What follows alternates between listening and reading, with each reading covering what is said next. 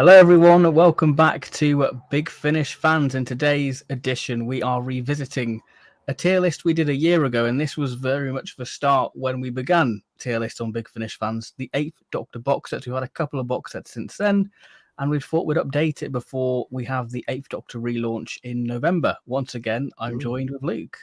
Yes, hello everyone. It's sort of like the end of an era, really, isn't it? It's a nice little closing off point for us to bookend it before we start the next one, because no more 4-part box sets for the 8th Doctor, it seems. I mean, maybe the odd special one, because Charley's a 4-disc one. I guess with Lucy as well, really. Yeah, maybe. But yeah, I think certainly for these big 4 box set 16-hour epics, they are over for a good while now at least. So nice, I guess we can talk about the actual box sets as a whole, in the sense of, did you think that it ran its course later on, really? Yeah, see how the format worked for us, because it's been going 10 years nearly now. Did Dark Eyes 2 come out November? Yeah, I remember the hype in like the Doctor Who magazine, seeing that Dark Eyes McGann cover. I was like, I need this.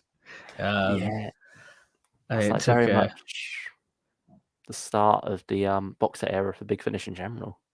It's very much the template of Big Finish now, isn't it? With a relaunch. So I guess it makes sense from doing our top 5 of the relaunch last time. If you haven't checked it out, please do. It was a lot of fun, and thank you for your feedback, because it was a lovely one to do. Yeah, it's nice to see that one's gone down really well. Yeah, so it was all lovely. So this seems like a good one to sort of follow on, really. Yeah, it's sort of like our celebration as well, because this is the first proper tier list we did exactly a year ago. I'm pretty sure that's right. Yeah, on the 8th of July. And I mean, it's the 8th of the month, so what better Doctor to talk about than the 8th Doctor, Paul McGann? With his lovely tones of Paul McGann, yes. So while I wait for a few more people to join before we dive into the news and tier list, what we've been doing since we last chatted? Just working and enjoying the sunshine, really. Dived into Beyond War Games as well. Finished the first story in that set, and now halfway through the second one. So when you look at that and think, oh, that's 2 4-parters, he's nearly at the end, I'm more 2/3 the way through, because that first story, it's what, 15 minutes apart? I feel like it's the shortest 4-part out there in Big Finish, if not Doctor Who history. Yeah, I mean, it's pretty much a 2-parter in length, really. Like, I'm pretty sure the Miniaturist has a longer running time overall than those 4 parts altogether. I mean, it's nice because it makes you feel like you're flying through it quickly. You're like, wow, I've got through that quickly, but it's been 15 minutes. Like, oh, that was a nice snappy part, really. And I think the run, it's worth the runtime. I don't feel like it needs to be any longer or any shorter. That first story. It does make you feel like you get through it easier, because I did it more or less in one sitting, really. Like, you have that thing of, oh, it's just 15 more minutes, I might as well stick on another part. Yeah. Whereas if it is just like 1 hour long chunk, it does drag a bit more, funnily enough, which it's weird how that works psychologically, isn't it? Yeah, it just plays tricks, because it's just nice being done in sections and parts, isn't it? Yeah, I think it works similarly with your brain when it comes to like doing tasks and things. Like, if you say, oh, I've got to write all this in the next hour, if instead you've got to write this bit in the next 15 minutes and this bit after that, if you break it down like that, it does make the workload seem a little lighter. Yeah, for sure. Yeah. But I'm onto the chunky one now, because despite them both being 4-parters, Wrath of the Ice Warriors is more than twice the length of the final beginning. I think it's like 37 minutes for part 3, which is what I've got up next, so that'll be interesting. But I'm enjoying the set so far, and we'll talk about that in depth next week, won't we? Yeah, next week with the Black Hole, after that being requested from you lovely people. So we're finally honouring that and doing like a second Doctor special stream. So that'll be next week's. Yeah. But anyway, what have you been up to, Ben? Nightmare of Eden. Oh, really? I Curious one to stick on. I went and did the updated special effects on the collection set yeah. just to see what it was like, because I feel like when these collection box sets come out, you're either in the mood for it or you're not. And I did all the extra material on it. I was like, this is good stuff. But I was in the mood for Nightmare of Eden randomly. And you know what? It's not that bad. I like it. I think it has an unfair rep. Part 1 was a little bit of a slog for me. Yeah. But then I got into it. I was like, you know what? This is a really nice, fun story with a quite serious message for like a season 17 story. Yeah, it has some brilliant lines. Like, obviously, probably the most iconic one is interfere. Of course, we should interfere. Always do what you're best at. It almost feels like Bob Baker's on autopilot at that point, because this is his last Doctor Who script, isn't it? His only one alone as well. Yeah, because there's a documentary on the DVD, isn't there, about going solo? Yeah. And what about the special effects specifically? What did you make of those? I think it has like the Castrovalva quality, where it's very in keeping with what would have been done in the 70s. For me, it's less like, oh wow, look at that special effect, and more it just smooths it over. So you're not, when you're watching the original, you're more like, oh, that's a bit ropey. Instead, it just makes it nice and clean throughout. It doesn't wow you, but at the same time, it doesn't pull you out of it to see the bad original effect. There's no sort of quality change as well, so it's not like a glaringly obvious, oh, that's a new special effect. Yeah. I think there was quite a nice like escape pod launch thing, or like mini shuttle. Yes. Yeah, with the person they crash into. Who's, spoiler, part of a drug running scheme. But that was really good. He has like the silver outfit, doesn't he? Yeah. Sort of reminded me of Skagra from Sharda. Yeah. Very 70s hair they both have, don't they? Yeah, and it's blonde and in these quite flamboyant, garish outfits. Not as garish as like the police in the story, because I think they've got probably the worst costumes. They seem more like season 24 than 17. Yeah, they do. They seem to fit more Delta and the Bannerman than season 17. Yeah, they could be on the toll booth arresting the Doctor when he doesn't they can't pay up. Why not? But hey, they're even the characters as well, like the way they're portrayed, actually. Yeah, especially the main. Is it Trish, the scientist who's doing all the conservation thing? Like, I think Bob Baker wasn't too pleased with that performance. Actually, I think wasn't he? Yeah, I believe so. But I think it's that wonderful moment at the end where he's trying to say, "Oh, I did it for science, Doctor," and the Doctor's just like, "Go," and he's like not even looking him in the eyes or anything. That was quite powerful. I think it sort of begins sort of a transition for Tom's Doctor, really, into like the season 18. Because you don't think Tom has those serious moments in season 17, because you just look at Horns and Nymon, giving K9 the kiss of life. But you forget there are some real solid moments from Tom in that season. Yeah. I think probably in Nightmare of Eden mostly, actually. I think especially when he realizes what Fraxoin does to people, like it destroys whole civilizations. There's a great somberness to Tom's performance in it.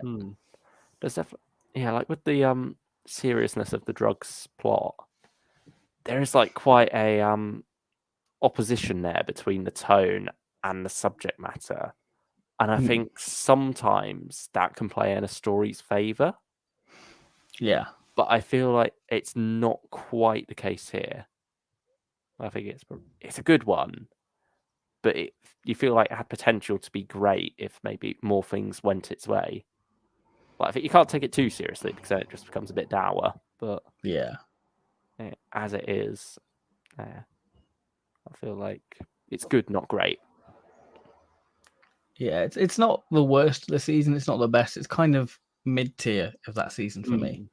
Yeah, it's fun to stick on though, and like you say, with the new special effects, it's like a good excuse to go back to it and experience it anew.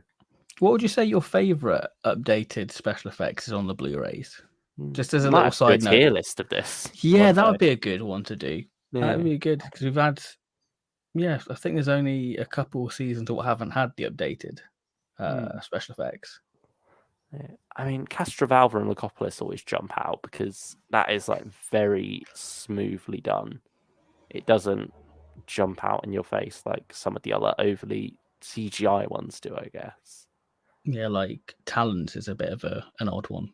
Yeah, I've not really gone back to the special edition there. Like most of the Blu-ray special editions, I will go for those updated special effects every time, but Talons, it's a no from me, to be honest.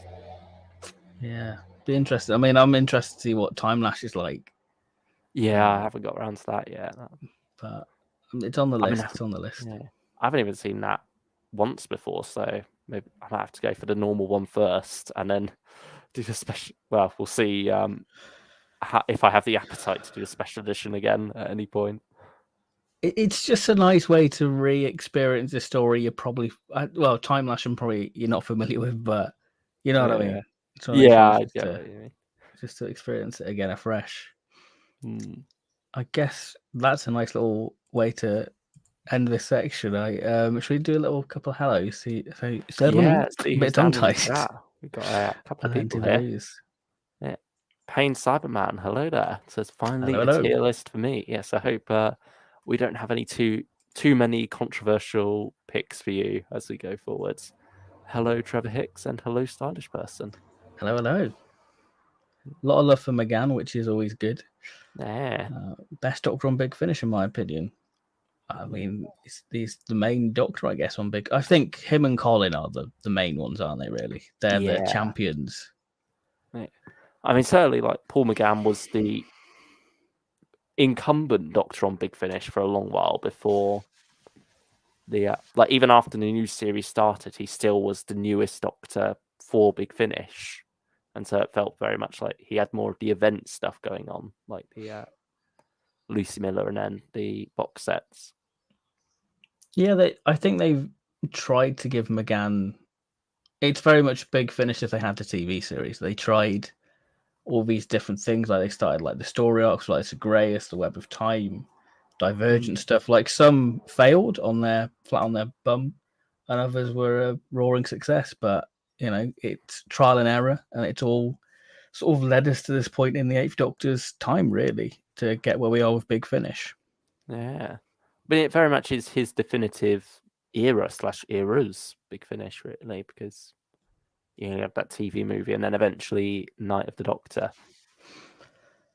Yeah, I mean, Night of the Doctor, I think, really cemented Big Finish on the map. It's one of the reasons I got into Big Finish. Yeah. Just getting that 6-minute glimpse of Paul McGann going, you know what, I want to try it out. And here we are. There's that wonderful quote from Stephen Moffat as well, where he says, like, we found out how the Eighth Doctor died. Now let's find out how he lived. And I think that's, credit to Moffat. Good on him. And I think that was his way of sort of saying sorry to Big Finish after him walking out when Big Finish started, because like, I haven't got Paul, I'm not interested. Yeah. But yeah. Even had that quote about writers in the cupboards and stuff. Like there was a house crammed full of writers. It's a fascinating sort of time to look back on, really. Those sort of early days of Big Finish. Just to see where we're at now with it all. I wonder if they ever did invite him back after they got McGann, or they thought, well, he didn't like us when we had McGann, so he can't be with us when we've got McGann. Or maybe because he was busy doing TV stuff at that point. I don't know. Might have been by then. Harry O64 says Dark Eyes was my gateway drug. Yeah, I think it was definitely a lot of people's introduction to either Big Finish or McGann specifically. I think in terms of like when we were getting into Big Finish, Dark Eyes was like this. It was this big special thing because everyone was going, this is the Eighth Doctor going into the Time War, because it has hints of we're skirting around the Time War because we can't do it. We haven't got the license. So it felt like this big thing, and I don't think it has the same pulling factor as what it did back then, Yeah. but still one of my favorites. I suppose because the Time War was much more of an unknown factor then. Like we didn't even have Day of the Doctor. That was like our first proper glimpse visually at what a Time War could perhaps be. Yeah. Trevor Hicks says McGann through Big Finish has become my favourite Doctor. Yes, certainly a lot of McGann love in the chat, and rightly so. Yeah, he's a good one. He is. He's definitely good. Because that's the thing, when you get into Big Finish, you're all into McGann because he's all fresh and exciting, which is always good. Some Beyond War Games love from Harrio and Trevor Hicks as well. Stylish Person says, woo Rufus Hound. Yes, he's coming next week. We're almost next there. week. We're nearly there. Nearly there. Yeah. It's all exciting. Stylish Person also says, I love Nightmare of Eden. It's very underrated. One of my favourite Fourth Doctor stories. Oh, there we go. Some strong love there for that one. That's good.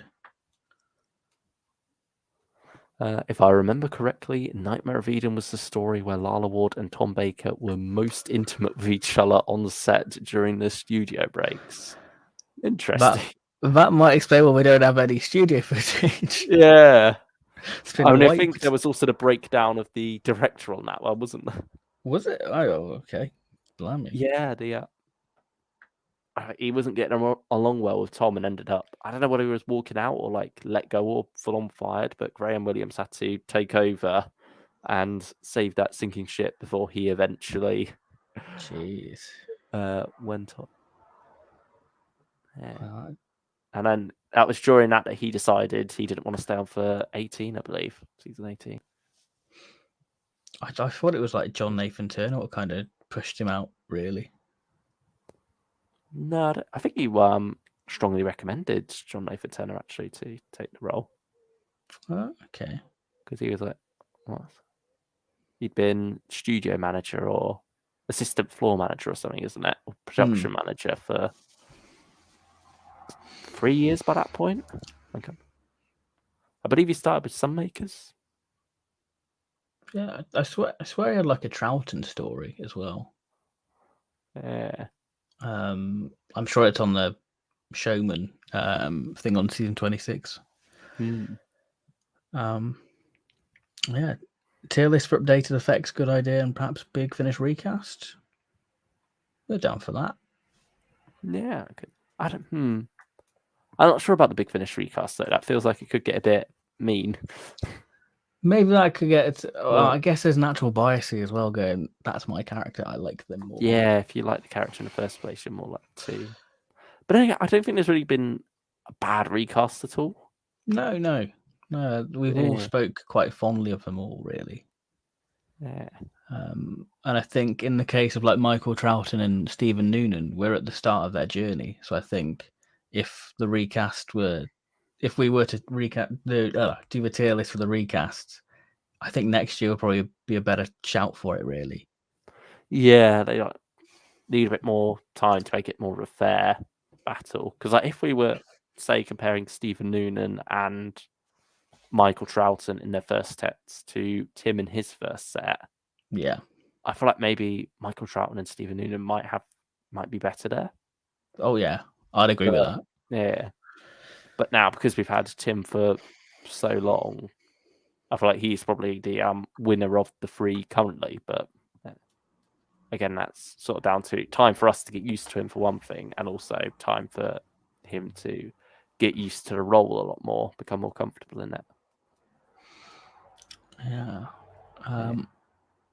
I love all the Blu-ray updated effects, and most for DVD ones are great except Invisible Enemy, as those laser effects are brilliant, but the other effects are terrible and the models are better. It's been a while since I've watched that one. It's been a while. Yeah, I can't say I'm a huge fan of the Invisible Enemy updated special effects.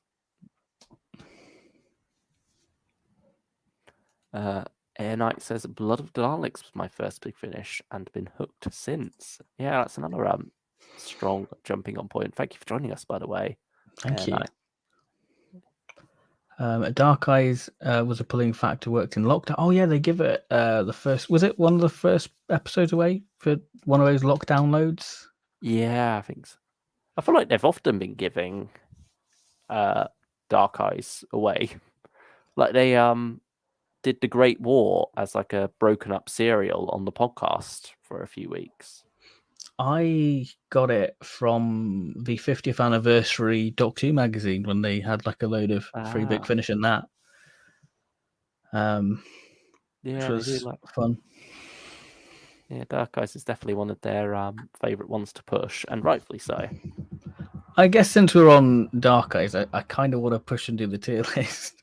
Yeah, should we save the news for afterwards then? I think there's a lot of Eighth Doctor love. People are here to hear us love the Eighth Doctor. Just reading the room, I think let's dive into the old tier list and get onto the meat of this, and then we can talk about, we can travel forward in time to where we're at with Big Finish with the news. Yeah.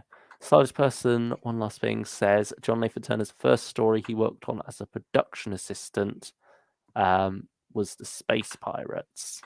So there we go. You're right. It was a Troughton. And yeah, that was certainly a lot earlier than my guess of some makers. Yeah, he's been hanging around in that Doctor Who department for a while. I wonder if he did any Pertwees. I don't think he did, because I got a book where it's basically John Nathan Turner talking about like the first 6 Doctors, and there's not much he says about John compared to the others, because he's normally got like a little thing to say about, oh, this is when I worked with him, but it's normally he with Hartnell then. I think he must have done, maybe on something else, I guess. But yeah, I can imagine that he wouldn't have been there for the Pertwee era, because obviously Barry Letts came in as like executive producer on 18 alongside him. And I think from every interview I've heard with Barry Letts about that, it doesn't seem like there was a familiarity there. It doesn't feel like he's going, oh, I remember you worked on the show when I was there. It feels very much like, he's meeting him for the first time, the way he describes in interviews. So right, let's load the old tier list up. Yeah. Do you want to do your little intro to it? The Spectator has said, I first listened to Zagreus, big mistake. I was very lost. Yeah, I feel like it's many people's mistake, isn't it? Because you see multiple Doctors on the cover, you think, here we go. But no, you don't go. I feel like people probably joke, go, listen to Zagreus, and then your brain becomes Swiss cheese trying to compute it all in it. Yeah. It's an odd beast, Zagreus. Have you listened to Zagreus? No, I've not touched that. Okay, that'd be an interesting one. Anyway, back to the tier list. We have in the bottom spot, would you stand aside before I shoot myself? A line said by the 8th Doctor in the TV movie. So we're not getting morbid there. That is an actual line from the TV movie. I'm sure everyone already knows that, but yeah. Just to cover our own back. Yeah. We do not condone this behavior. We just do it for fun. Yeah. Back from the last time we did this tier list is Take It to the Candyman's Kitchen. That was the bottom slot last time that we made it. It's been like completely remade for this second go at it. Because back then we didn't really go full in on the puns. We were just like dipping our toes into the punny waters, but now we've gone all out. Next up, Live and Let Live, spelled after Livchenko after all. After that, we've got Gron Approves, our favourite Ogron from, one of our favourite Ogrons. We've got a couple of favourites, haven't we? From Stranded 2 Unit Dating, Gron is. Yeah. Turn it up to 11. This does not mean that the levels are all off and we have to turn it up to actually hear it. This means that it is very good. We enjoy it very much. But it's not quite as good as Pricey Hot Chocolate Worthy, the top spot. Which is a reference to Stranded 1. Yeah, as Tom Baker, as the creator, buys Robin a nice hot chocolate. I guess before we dive into the tier list, should we talk about the 16-hour long box set? Do you think that format's had its day? And where do you think it was best refined? Where it was like, this is a nice, complete story overall. Yeah. I think it has had its thing. I think it's also sort of appropriate that it's 4 series of 4 box sets of 4. If that Yeah. I mean, you've got Time War in there as well, but that doesn't quite count because Yeah. that's like not part of the ongoing narrative, and also it's probably going to get a 5 at some point. It might not be called Volume 5 because they like giving their subtitles now, but yeah, that's like its own little thing off to the side. But yeah, I mean, like we say, it's been almost 10 years now. I think they've certainly refined it as it's gone along. I mean, with Dark Eyes, that wasn't even planned as a 16-hour epic. That started off as just the one box set and then got stretched out, and you can tell when you're listening to it, ultimately. I think when you get to Dark Eyes 4, yeah. Yeah. And I feel like Stranded is a very good example. That feels well planned out. Like when you finish Stranded 4, a lot of things really click into place that have been throughout from Stranded 1. And I think it improves things in retrospect and makes you want to go back and re-listen from Stranded 1 to pick up on all those little hints that you didn't even know were hints to begin with. Yeah, especially when you get to the third story in Stranded 4 and sort of everything sort of connects, like, oh wow, this is really good. Yeah, it's very much the big jigsaw puzzle, isn't it? It sort of reminds me of Ravenous 2 and Ravenous 4, how that sort of interconnected, but I think Stranded handles it a little bit better compared to Ravenous. Yeah, I think with that connection in Ravenous, it's more like just one little thing. There's a similar thing in Doom Coalition 4, actually, going back to Doom Coalition 1, where it's just like a nice little piece of circular motion. Whereas this, it feels like many different plot threads all tying together nicely, like things you completely forgot about, like Mr. Bird, who's not been in there since Stranded 1. You think, well, what was the point of him? But no, it all makes sense when you get through Stranded 4. So yeah, I think it's the most rewarding of the 4-part format, I would say. I think they definitely got it refined by then. But it's the thing of quit while you're ahead, isn't it? Don't wait for this format to start to show the cracks and start to wear out before you move on from it. Move on from it while it's going good and try something new to keep things fresh. And then they can always go back to it one day, maybe. So I think with the Eighth Doctor stuff, what sort of put it in really into perspective, I can't speak tonight, this is terrible, is when you have the Fourth Doctor Series 8, like the Syndicate Master Plan, and then you get like Dalek Universe, how tight that works as a series, how you're still getting, wrong to say filler, but you're still getting the sort of standalone stories, what sort of do interconnect in a way. You know, it just seems like the 16 hours was a little bit much at times. Yeah. I think maybe less so as well, the 16 hours, and more so the fact that it was spread across 2 years. Yes. I think that was Big Finish really shooting themselves in the foot a bit there with the release schedule, because by the time you get onto the next set, you've sort of forgotten all the little things in the sets before. Like you sometimes remember the broad strokes, and so that means sometimes you don't get the same amount out of it, especially as you're listening to it. Your hype sort of dies down after a while. Yeah, because you get the momentum for it, and then you're like, oh, I've got to wait 6 months for the next part. And then You just sort of stop caring after you finish. Like, you think, oh, even if you think, oh, that was quite good, you then realize how long you got to wait for it to continue, and you sort of sour on it a bit just because of that. Now you could, wait 6 months and then sort of binge listen, but then you get FOMO because you want to be part of that event, part of that conversation. Yeah. I mean, I think Dalek Universe was the ideal situation there because that 3-month gap, it was like long enough that each one got to stand on its own and be its own event, but also short enough that it felt continuous between the three. It didn't feel like there was any huge gaps there. So, It was still relatively fresh in your mind. Yeah. With it. Yeah, so that's all good. All good.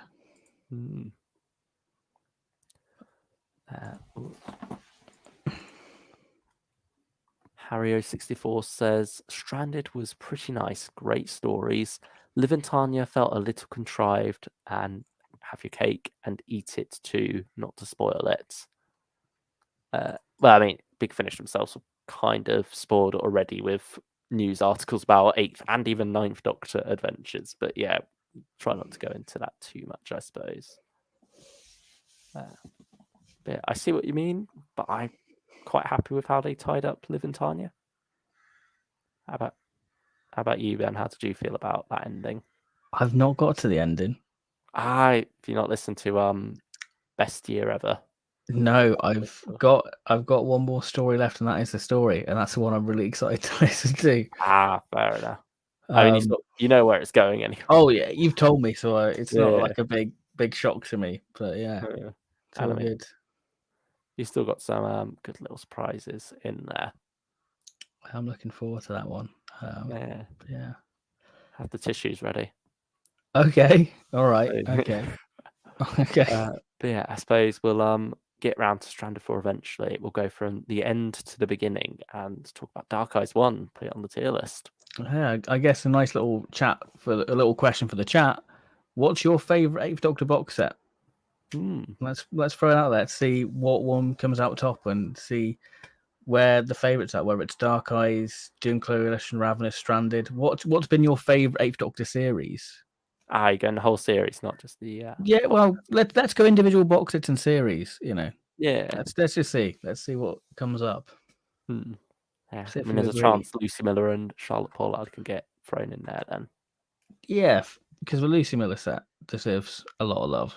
Yeah, and I mean, I'm sure we'll give it a good amount of love when we get to that. Oh yeah. Dark Eyes first. I mean, like we've said before, is the main event box set. It's the trendsetter for Big Finish. Big Finish probably wouldn't be where it is today if it wasn't for Dark Eyes 1. Yeah. What do you think about the story, though? I think it's so incredibly tight as a story. Like, I feel like X and the Daleks is the weakest because you're trying to wrap everything up. But I had such a good ride with it. I think arguably it's still one of the best Big Finish box sets they've done. For me, I don't know, because I'm that generation where Dark Eyes was this shiny, exciting thing where I have that bias. But I just think the World War setting was genius, having the Daleks sort of trundle along no man's land. Great War's definitely the highlight of the set for me. So I really like The Fugitive because it's just sort of got that sort of 60s sort of feel to it, sort of zipping like all over. Yeah, that's good fun as well. And sort of the realization that there's another world war to Molly. And then you have Tangled Web, which explores Molly and does something very different with the Daleks. I just think there's a lot it offers, to be honest. Yeah, I think Molly Dark Eyes herself is very much the heart of the set, isn't she? Lovably played by Ruth Bradley, isn't it? Yeah. Of course, we've got a Ruth Madeley now as a companion. So. Yeah. Easy to get lost. But yeah, Ruth Bradley, brilliant as Molly O'Sullivan. And I think it's wonderful her worldview and how that very much plays into her point of view of time travel and things. Like, she's not seeing it. She's taking things quite literally at times. And I think the tardy box thing annoyed some people, but I find that quite endearing. Oh, it's very sweet. Yeah. Yeah. When she's like told that other world, and she's like, "What, you mean like the moon and the sun?" Like, you know, and it's not her. It's not because she's stupid or anything, but just because it is, you know, that's her time level of education, really. Yeah. Yeah. And so, I mean, it's pricey hot chocolate worthy, isn't it? Oh, I'd argue if it was any other place, to be honest. It still stands up as one of the greats for me. I think there was no point in arguing with you there. No. I think that's where it was last time. Yeah, I think we had the discussion about putting it one tier down, but you were like, no, putting my foot down, it's going at the top. Yeah. So I'm not wasting my energy. You've learned. Yeah, I know my place. Good. Yeah, Dark Eyes 2, this is where things get a bit more interesting, isn't it? Because it's got a different format within itself, I suppose. Like for the Doctor, this isn't told in chronological order. Yeah. You've got the Traitor just feels like a real odd opener for me. Ah. Like it's Liv's story, isn't it? And it feels very akin to like 60s Doctor Who, but it doesn't feel like it fits where Dark Eyes 1 sort of left in a way. Yeah. Well, I mean, I suppose that's because it isn't where Dark Eyes. Yeah. Like we say, because it comes around as ends up being the final story in the set. So you've always got like a little loop here, don't you? Which is a sort of a common Nick Briggs thing. Like he likes his non-linear stuff, like he did it with Ravagers, Creatures from Beauty. You know, it's a nice, well-tried thing. The Annihilators as well. It's a nice little thing where you're like, he's done it again, and it works well. It works well. It's a bit more segmented, this one, than Dark Eyes 1, but also it feels like the foundations of something else. Like it's not necessarily being done to stand on its own. It's very much setting up what's to come, really. Yeah. And sort of being that bridge work between Dark Eyes 1 as a standalone set and the Dark Eyes series as a whole, expanding out into something more. I mean, I think the White Room that's pretty much standalone. Yeah, it introduces. I think this is when we start to incorporate other Big Finish properties like the Virons. You introduced another thing. I'm trying to remember. The Eminence. The Eminence, yeah, that becomes like a big prominent sort of Big Finish original monster. What hasn't really been seen since 2015. Yeah, they were sort of like setting up as this big thing, and then new series license came along, and they sort of discarded it because they've got all these new toys to play with. Yeah. I mean, I'm surprised the 11 didn't meet the same fate, to be honest. Yeah, I mean, I think the 11's maybe there's more to do with the 11 that there's 12 characters now, 12 iterations of it. So I guess there's more fun to write, and we've only really scratched the surface with the 9, the 11, and the 12. But I feel like there's maybe more with the Eminence as well. I think certainly they were trying to set them up as like a new threat on the level of the Daleks, but yeah, they sort of fade away after this, really. I think Destroy the Infinite, the Fourth Doctor adventure, is probably their best appearance. Oh, I quite like Time's Horizon, to be honest. That is a good one. I do like that one a lot. It's sort of I guess it's sort of your bog standard Doctor Who story in the nicest way, but it's so good. I suppose like Destroy the Infinite has more of that large scale showing them as it's Star Wars. Yeah, very much so. Whereas Time's Horizon is much more claustrophobic, and it's like it's alien versus aliens, I suppose. Yeah, it's a good way of putting it. Yeah, even though it is just one single entity, like a hive mind kind of thing, isn't it? But yeah, I'd say it's either Gron approves or Gron approved. I was thinking Gron approves. I think, but it's still solid. It's still a solid set. Yeah, and I think certainly it lifts Dark Eyes as a whole up further. Yeah.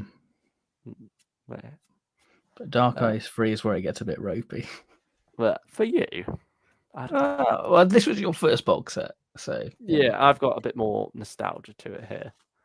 But yeah, this one is much more of one long story. It's all by Matt Fitton as well. Yeah. And so I think the problem with it is when you get to the ending, it is very much an ending. So you're sort of left wondering, well, where is it going to go in Dark Eyes 4 now?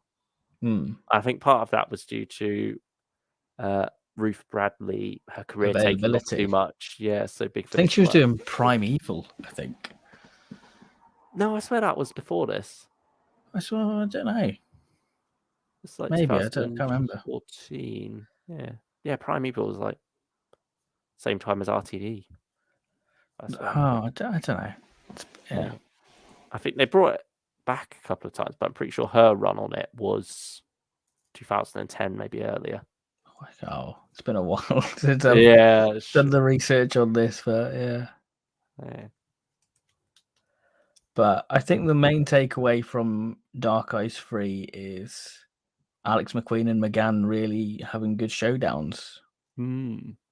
It's very much the Doctor versus the Master, this box set. That's what they advertised it as, and that's what it delivers on, particularly in Master Plan, the 3rd episode. I think that's a wonderful little chamber piece before you get on to the bigger picture in the final part, which is probably that's my least favourite part. I think as well, Master Plan's generic. my favourite. Yeah, Master Plan's probably my favourite as well. I love what's the 1st episode as well. Is it something Hope? Of Death of Hope? Yeah, Death of Hope, that's it. Where it's very much the Master. It's Master Who, really, isn't it? Yeah, because you get McGann and Narvin. Yeah, they do the behind the sofa segment. Yeah, which is nice. But then the second, is it the Revitalist? No, it's not the Revitalist. It's something like that. The Reviled. That's a bit of a stinker. Yeah, like it's not bad, but it's kind of like, all right. Take it or leave it, Doctor Who. I think Sacha Dhawan's in that one. I think. Yeah, I think he is. Yeah, with these crab creatures. What on the macro? Yeah. Didn't you have what's that? Perkins. In Dark Eyes 2? Frank Skinner. Yeah. Oh yeah, I think so. Yeah.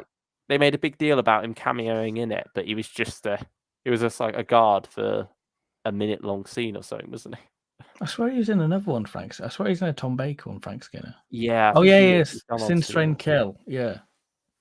Sinister and Kill. Yeah, the first one, Series 8. And he has also done Callan with him as well, hasn't he? Yeah. Sergeant Person says, I agree, McQueen is the best Master. He is the perfect blend of calm and menacing while also being over the top and so enthusiastic. Harry O64 said just before that, McQueen is the Big Finish Master.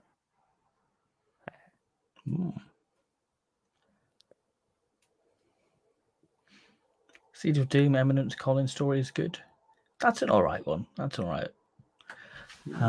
Paul versus Alex is almost John versus Roger vibes. I can see that. Death of Hope is brilliant. That is a good one. We've praised it. Yeah. So I suppose all that's left now to do is put it on the list. I'll get it. This is your first box set. Approves. Okay, I'll let you have that. I'll let you have it. Now we come to Dark Eyes 4, which I think had a lot of promise. Like there was a lot of enthusiasm going into it. There was a countdown. Yeah, it was like a 10-day one, wasn't it? Yeah, it's a big one.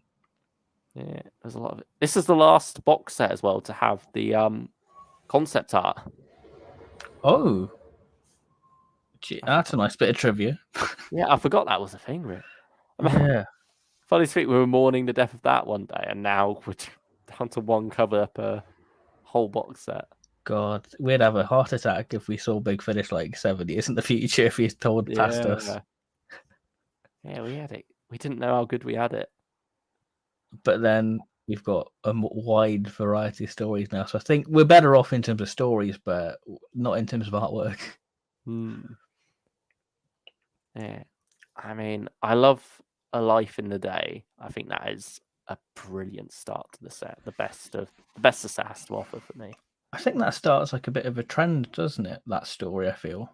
Yeah, it's all like the first John Dorney, like 8th Doctor character focused one. Like you have a similar one in Doom Coalition 3. That's Absent Friend, isn't it? Yeah, Absent Friends. The original Absent Friends. The one and only Absent Friends at this point. Yeah, at this point, yeah. Yeah, that's another brilliant one that I really love. And I suppose Ship in a Bottle as well falls into that category. Yeah, that's a nice one. Yeah, I think I don't have as fond memories of that. I do like it, but it's not like on the same level as those other ones. And then I don't know if Ravenous has anything quite like it. No, I wouldn't say so. Yeah, it's like a particular taste of stuff. And I think almost the whole of Stranded is it in a way. particularly wild animals.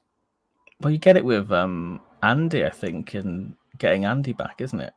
Yeah. I think that's a nice little character one for Andy. Yeah,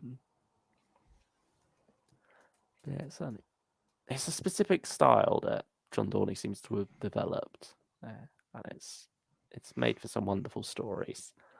The Monster of Montmartre, brilliant cover with like the red Dalek, where it almost gives you those vibes of it being covered in bloods. I think that's my favourite Dark Ice 4. Oh, really? I really like. I've got strong memories, and that's the one I've revisited the most from Dark Ice 4. I think I almost feel like that concept would have worked better as something more standalone. Like the very creepy rundown Daleks in Paris. You sort of get that for a while, but then it's got to set up the rest of Dark Eyes 4, or at least the next part of Dark Eyes 4, that it sort of ends up, I feel like it loses itself a bit in the final 15 minutes. Although I do love the Master appearing at the end. And then I think the third story is a Dr. Light one, isn't it? Yeah, Master, which is weird for like because that's very much the huge climax of it in a lot of ways. Yeah. Like, it feels like the Master probably shouldn't have come back for this set. Yeah, I think especially after how strong he was in Dark Ice 3. Yeah, because he ends up just sort of having a mess around with the Daleks and the Sontarans really in part. Sometimes feel a bit wasted. It's wrong to say. I feel like they're cover bait. Yeah. I feel like the problem is we already built like a huge end of the world kind of story with Dark Eyes 3 at the end there. And now we've sort of restored the status quo for this next box, only to build up for it again and sort of rush through it again. Yeah. And then finally you get Eye of Darkness, which is very much where everything comes together for the most part. And this is where you have your Eminence reveal. Which is, I quite like that little twist within the set. Yeah, I think that's well done.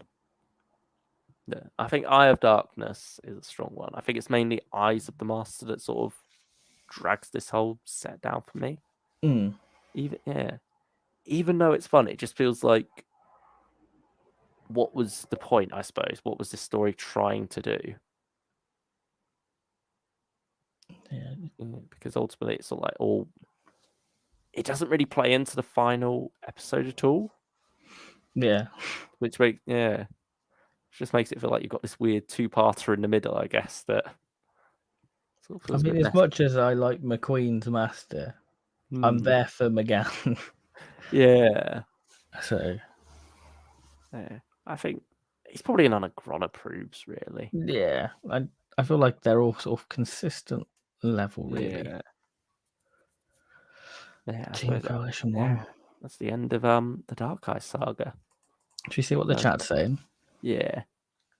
Dorney and Fitton are just tremendous, says Harry064. Yeah, I mean, they were very much this is like the start of them two together, Dark Eyes 4.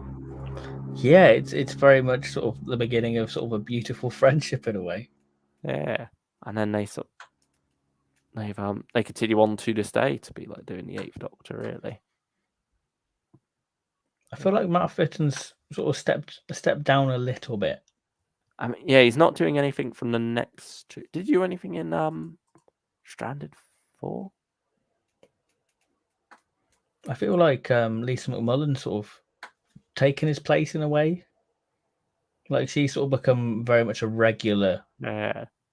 Oh, we did do the first episode, Cross Lines. That was a good one. Stranded 4. So yeah, I suppose maybe he's just like got other things going on, so couldn't write for what lies inside and Connections, but he's still script editor on both of those. So, whereas like with some of Doom Coalition and the End of Dark Eyes, it was very much him writing his 2 stories and then John Dorney writing his 2 stories, and then they'd like script edit each other. Yeah. So it was like a very much a 50-50 team effort back then. But, yeah, I think they probably have like writers' room meetings now of going, this is what we want to do. this is where we want to plot it. Yeah, I think there's more of a direction now. You can see it sort of come into place with sort of Doom Coalition in a way. Yeah, because this is very much the first true 16-part epic, because it was planned as such right from the start, and they fully advertised it and very much used that to their advantage, didn't they? Yeah. I mean, Doom Coalition 1, wonderful first episode, wonderful second episode. It loses itself a bit in the third episode, completely goes off the deep end in the fourth episode, I guess is the... Do we ever know who Edward Collier is? Is it David Richardson? Because I've heard a lot of people say it's David Richardson. Yeah, because he's never written for Big Finish again, so we've like assumed for such an important episode that might have been a pseudonym. Yeah, I just remember the buzz of Doom Coalition 1. It just felt like everyone was picking it up again. It had a countdown. It was just like a real exciting time, really. And everyone was loving those first parts. I think the Red Lady in particular. Yes, yeah. What would you say your favourite is out of the 11 and Red Lady? Oh, it's Red Lady for me. I'd have to agree. Do you want to know Edward Collier's TARDIS wiki page? TARDIS wiki will have the answer.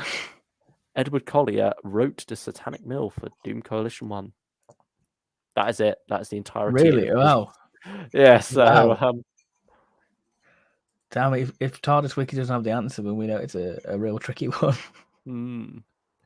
My goodness. I mean, it could not be a pseudonym, but I feel like that's likely. It's not. I don't. Might have to go back and re-listen to the extras, because I think we don't know whether he's actually interviewed on it or not. If he is real. I want to say it's a reference to like David Richardson's dog in a way. Maybe. Collie dog? Collier? Yeah. Maybe, I don't know. Edward the Collier. Oh. Who knows? I don't know. That's just speculation. I could be wrong. Probably am wrong, but yeah, such a strong first half. You're like, this is going to be some spectacular. Galileo Trap sort of becomes like a weird sci-fi story. Yeah, it's like a bit of a weird runaround with the two funny aliens, isn't it? Yeah, it's like these alien dogs, aren't they? Yeah. Well, like, isn't it rodent type thing? I expect they're on the cover as well. Yeah, they're like dog meets rat hybrid. Yeah. Before, I guess this was the time Series 9 was coming out, wasn't it? So yeah, hybrids were the rage in 2015. But yeah, I feel like it is an Anagrona proves. I want to say it's to turn it up to 11, because the Red Lady in particular is so brilliant. It's like a 9 out of 10, a 10 out of 10, and then about a 6, and then a 4 or 3.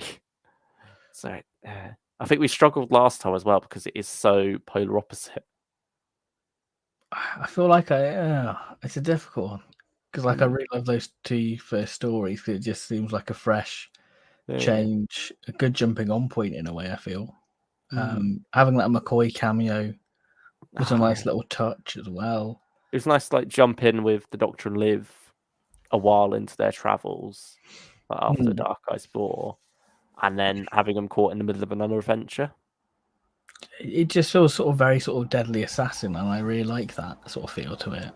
Yeah, the 11 definitely has that vibe. And then Red Lady just gets a nice bit of repercussion, really, in Doom Coalition 4.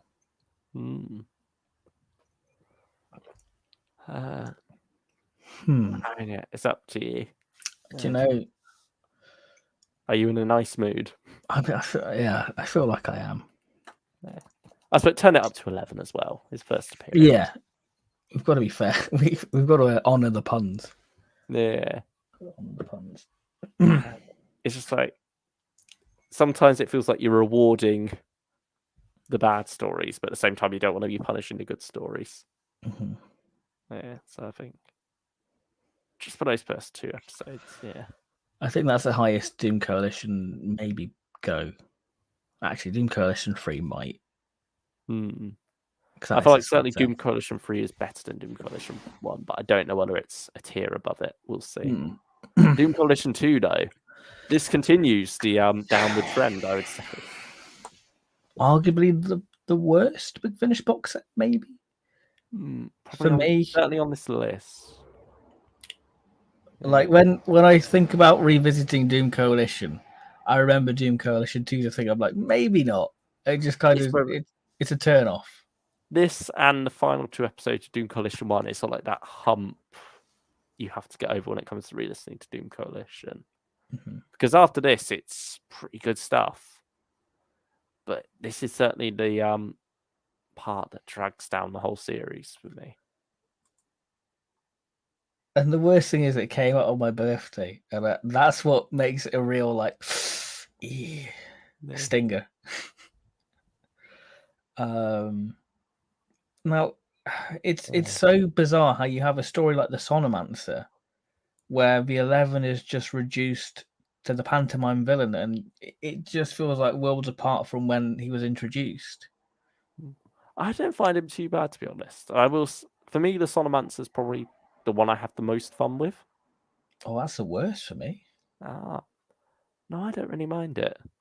I think Beachhead is dull and very basic Doctor Who. Scenes from Her Life, I think we went in expecting something on the level of the Red Lady, really. It was John Dorney again. He was just coming off the back of that.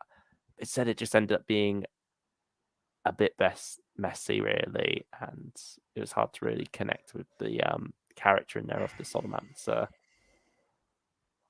The Gift, I really did not vibe with at all. That just felt like padding. And yeah, the Sonomancer, it's not great, but I just had fun with it, and it's got River in there, so. The Gift was my favourite. Oh, really? See, Beachhead on paper should be my favourite, you know. It was nice to see the Vord get a bit of a renaissance on Big Finish. You had a third Doctor reference in there. Yeah, it was with Liz, I think, and the third Doctor couldn't find anything, which I'm like, no, Pertwee would have found something. Pertwee is not worse than McGann.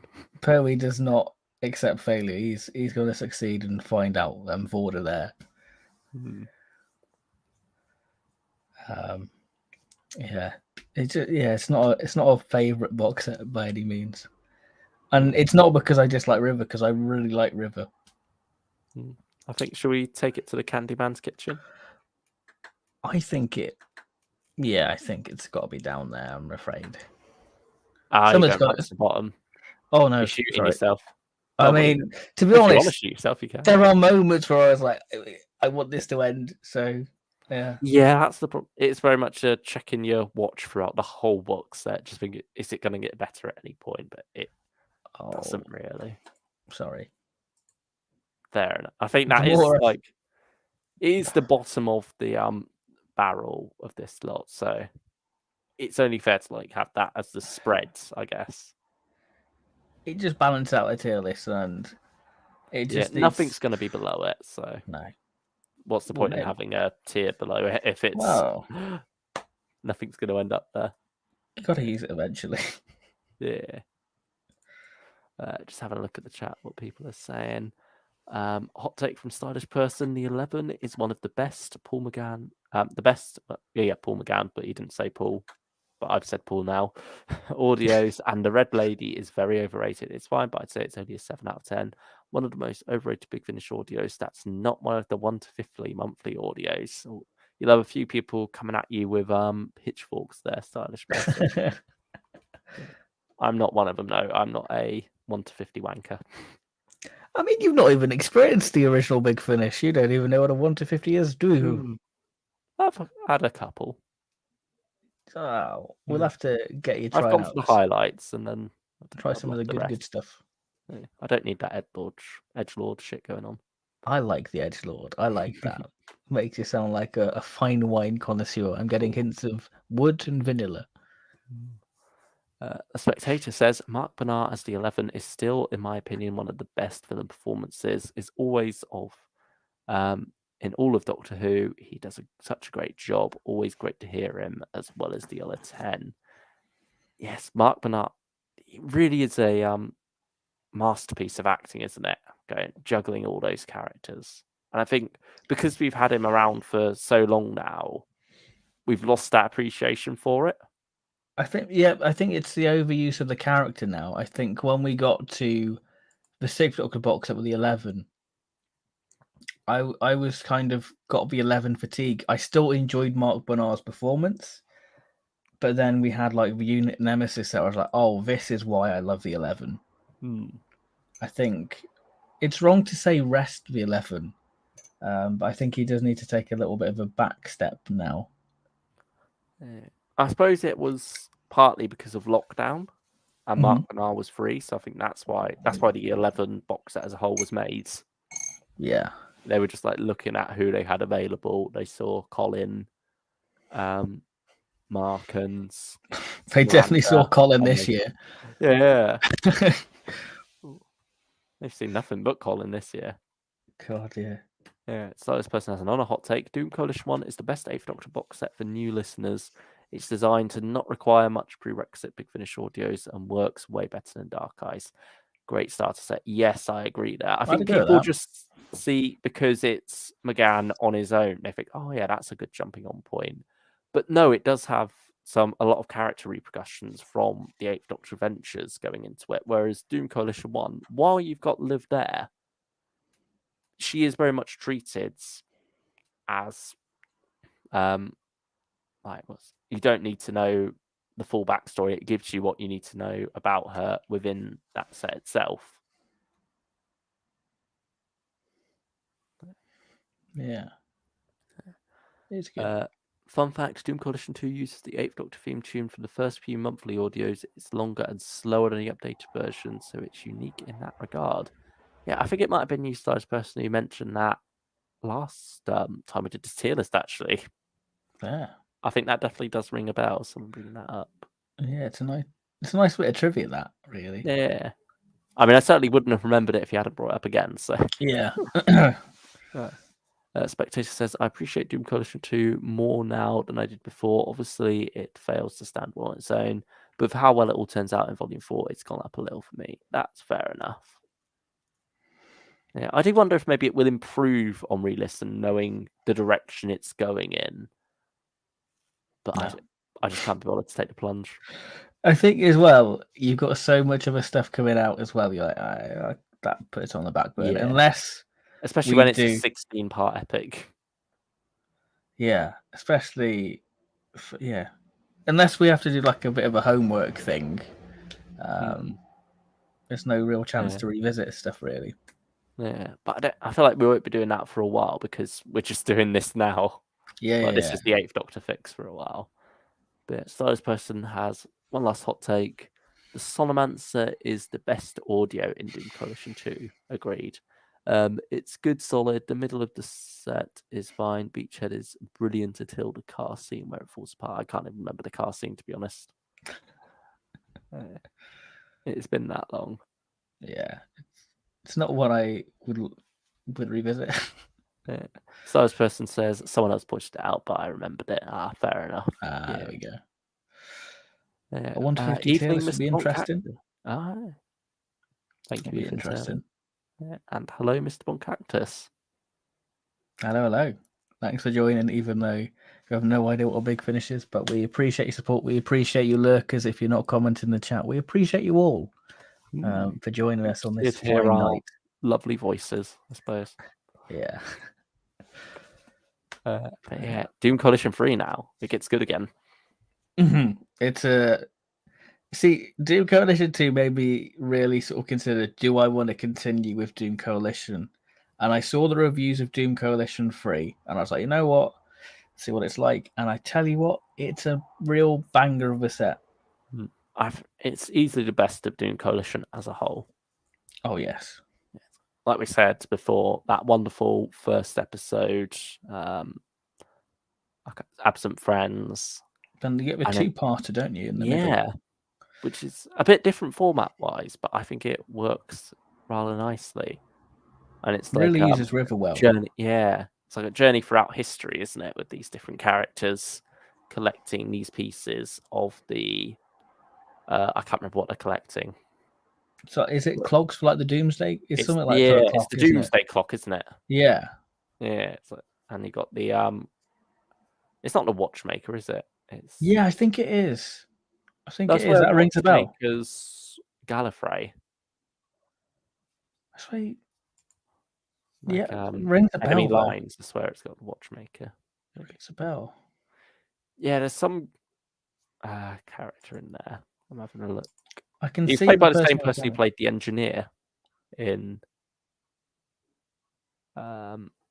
Quest Is of it the Engineer. Clocksmith? Is it Clocksmith? Yeah, Clocksmith. That sounds about right.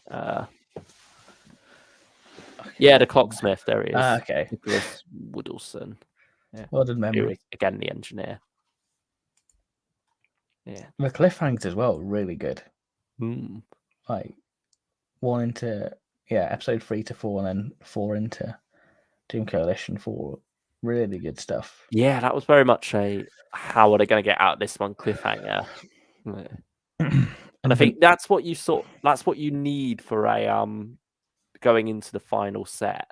You need something like that. Whereas Dark Eyes 3 to Dark Eyes 4 doesn't really have that. They are much more separated. Yeah. So, I mean, it's either turn it up to 11 or pricey hot chocolate worthy, perhaps. I think it's got to be up there. Yeah, it's a good one. I think introduces a 9 as well, doesn't it? Yeah, and the 8. And yeah. So like the one different incarnation. Yeah, so it's a good one. It's a nice key piece. Yeah. And then all the pieces come together for Doom Coalition 4. Which, I mean, it's not quite as good as Doom Coalition 3, but I still really enjoy this one. I love Ship in the Bottle. I think that's a really nice, really nice story.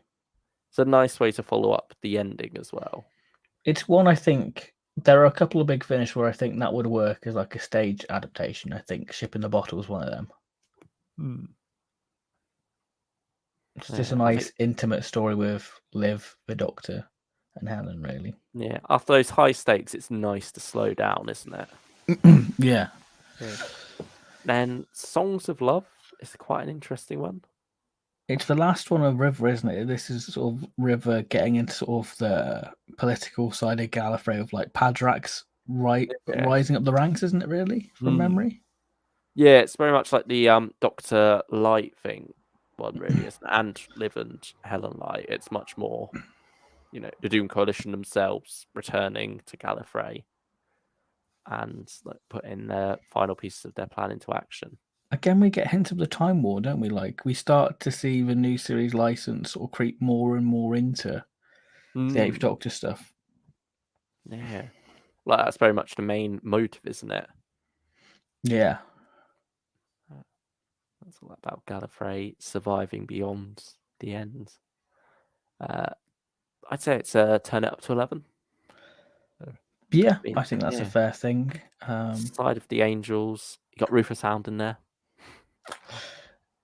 See, I'd be quite interested to do like a Big Finish Weeping Angel tier list just to see how well they have been done on audio, really. I suppose maybe wait until 4th Doctor next year. Yeah, that'd be a nice one to do, really. Yeah, so it's come full circle, hasn't it? We started off with Doom Coalition 1 in that slot. We dropped down, we shot back up again, and then we came back to where we started with Doom Coalition 4. Yeah. Yeah, for sure. Yeah, I think, again, it is Doom Coalition 2 and the latter half of Doom Coalition 1 that really does drag down the series as a whole. Yeah, because, I mean, 3 of these box sets are higher than 3 of Dark Eyes box sets. Yeah. But I feel like I have more fonder memories of Dark Eyes. Yeah, same. See, Time War 1 now. Dear. Where the Time War saga began. It's a bit of a messy one for me. I like the second story, Echo something, I can't remember. Yeah. I can't remember the title either. It's Echoes of War, is it? Yeah, that rings a bell. Time's like going quite weird, isn't it? Yeah, you have Starship of Theseus That's a weird. That sort of starts to put a bit more time in Time War, but I can't really say it had much of an impact on me because this is a weird one because this box has a lot of praise to it, and when I got around to listening to it, I was like, I don't really get the hype for it because you have the conscript, which is weird. I like the conscript. I just think it's a really weird one. I think it's a nice idea of like having the Doctor seemingly forced into the Time War.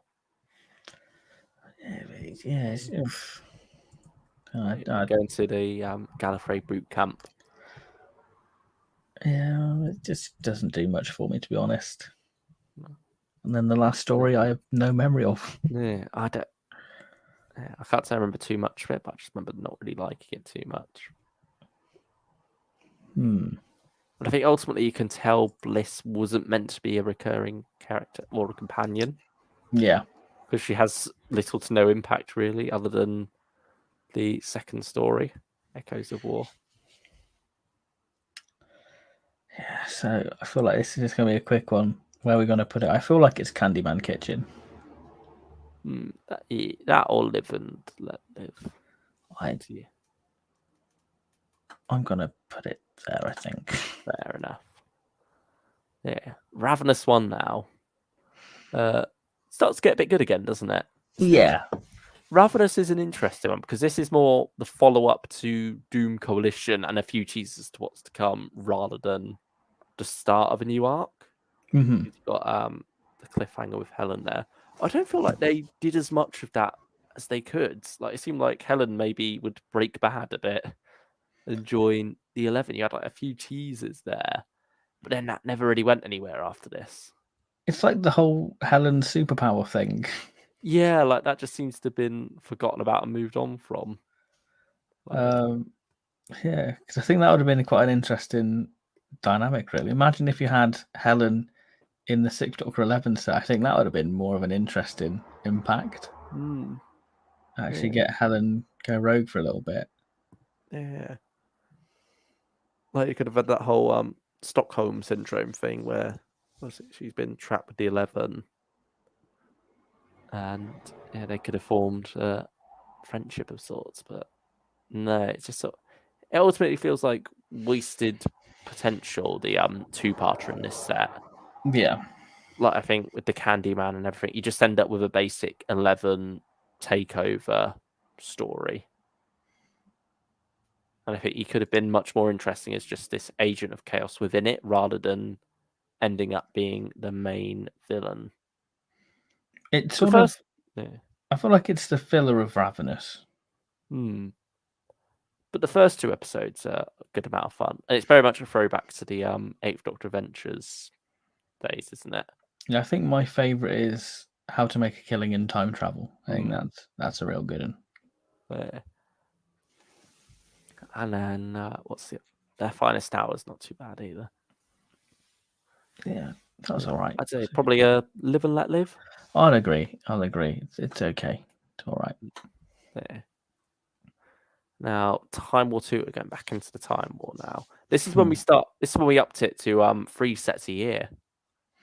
Because we were used to one in the early half, February, March, and then one October, November time. Now we were getting a summer release as well for the 8th Doctor. And this was his first summer blockbuster, I suppose. And the first story, I couldn't care less about. The second story is probably the best 8th Doctor Time War story, Planet of the Ogrons. It is so Dr. Ogron. Brilliant stuff. That was a good one. I really like that one. Yeah. I mean, I love Frontier in Space, so it's that nice callback to that. And you get sort of the scientist Dalek. Is it the Overseer? I want to say. Yeah, I think that's it. He's the one on the individual cover, has all the different arms and stuff, isn't he? Yeah, really good. The red eye stalk, yeah. But after that, what's it? It's in the Garden of Death, isn't it? That's a bit of a slog. Yeah, that's a bit of a slog. And it's 8th Doctor of Amnesia again. Yeah, that's been done to death by now. And then finally, you have Jonah, which I like that one. I just feel it was okay. I did enjoy that one. I Yeah. think the setting's quite interesting. Hmm. A lot of people thought it would relate to the Torchwood story with, I think, the same character called Jonah in it, but it's no. I think it's because it's like the name of someone who's bad luck on a ship or something. It's something to do with Yeah, it's the name of their sailing submarine, isn't it? Yeah. But it's also like if someone's a Jonah, they're a jinx, aren't they? You don't want a Jonah on board a And ship or a McGann's that. submarine. Yeah. But I think, is it Lords of Terror, the first story? Yeah. It tries and puts the whole blame of the timer on the Doctor, and it tries to expand on Bliss, but it just, yeah, it's not a good one, to be honest. It's very much an attempt to backtrack and say, okay, we've got Bliss sticking around now. We need to do something with her. But yeah, it just doesn't really work. It's like very generic post-apocalypse vibes. You can see the twist coming a mile off. Yeah, Time Lords are the baddies. Yeah. And I mean, I don't always mind if a twist is obvious. It's just it needs to be done well at the same time. And I feel like if it feels like the story's going, aha, you didn't see that one coming, did you? When you did, that's when it's more annoying. Yeah. I mean, I'd say it's an maybe Live and Let Live, because Planet of the Ogrons really shoots it up, but Yeah, the rest is still. I'll agree with that. Yeah, Time was still not doing great for me. Ravenous 2. I mean, we even managed to get James to get this one, didn't we? Yeah, it is exquisite. I love it. I mean, I got some good horror vibes with Escape from Caldor. And that's very much a setup for the whole 18-episode arc with the robots.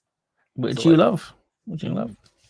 It's like a nice backdoor pilot for it as well. I think when you do eventually start that set, I'd recommend going back to Escape from Caldor first before you then go into the first episode of the robots. For me, Ravenous 2 is just what Ravenous is. It's thematically about these weird folklore, type things and horror. It's just a horror, it's a horror Eighth Doctor series, and this definitely is the exemplification of that. Like Better Watch Out and what's your Fairy Tale of Salzburg. Fairy Tale of Salzburg. It's one I revisit yearly. I think that it's so wholesome. You get story time McGann. Oh, so good. Yeah. And just the imps and Liv just belting one. Yeah.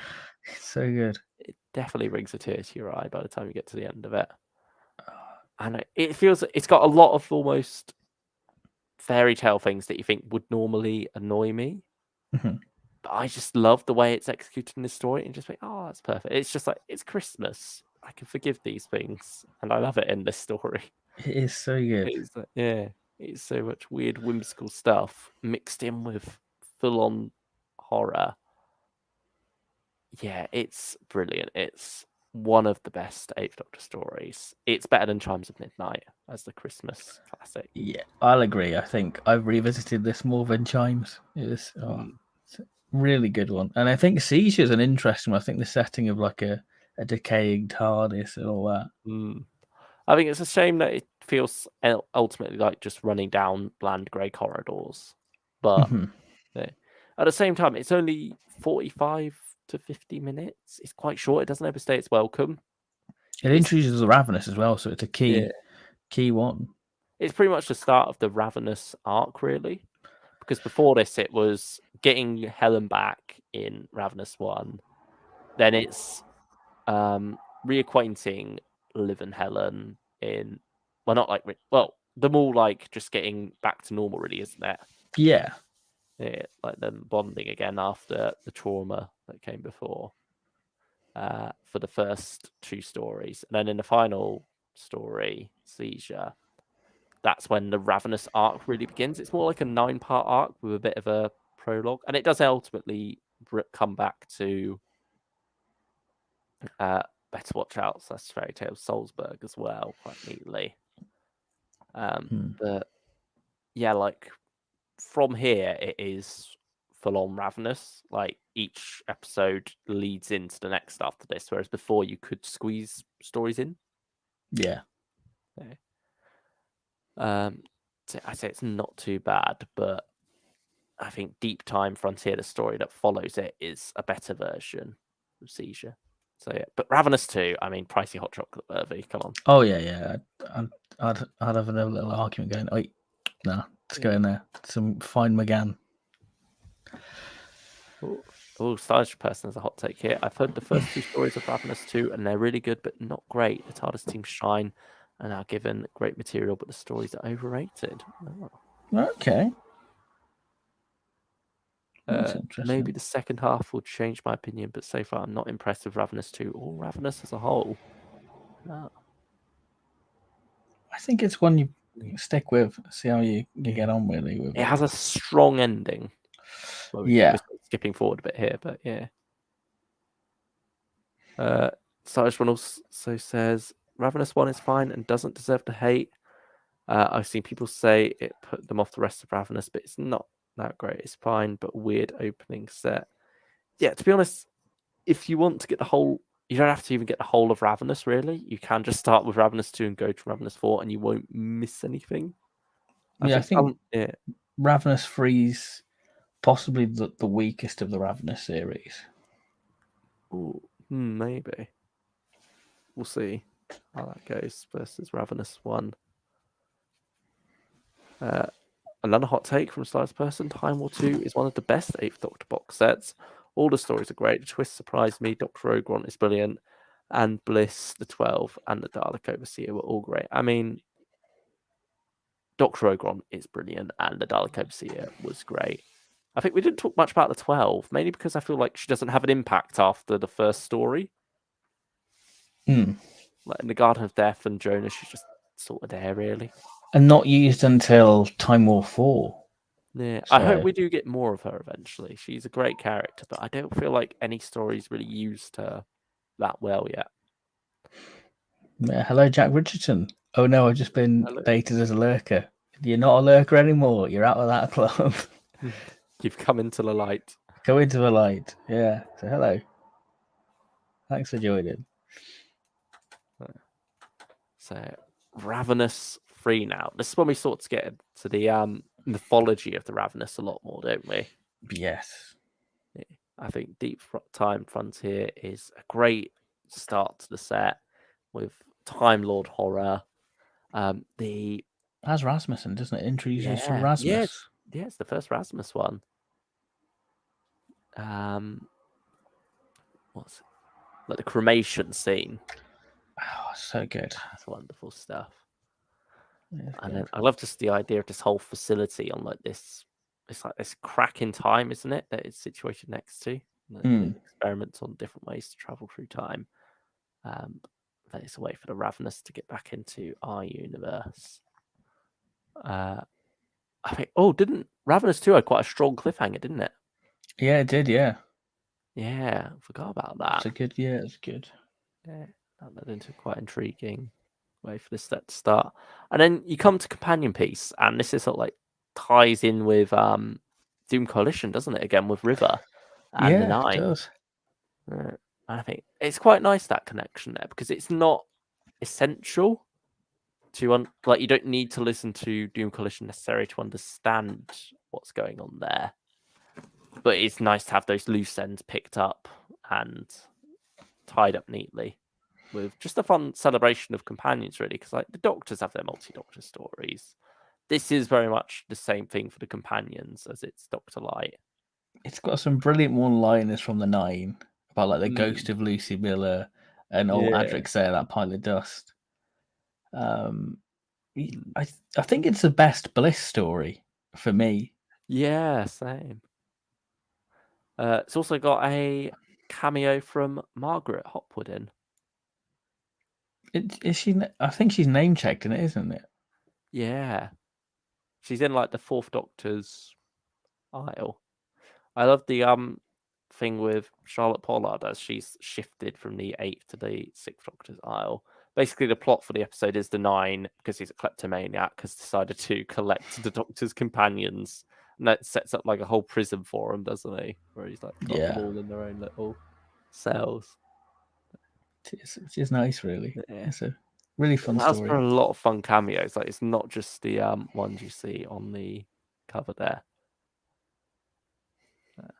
It's almost a shame that it wasn't done with like the recast, because I swear we'd get a few little members of our recast team in it. Very probably. But I enjoyed that one a lot. Yeah. Legend, I think, is where the set falls off a bit. It's the Grimm's Fairy Tale Brothers, isn't it? Yeah.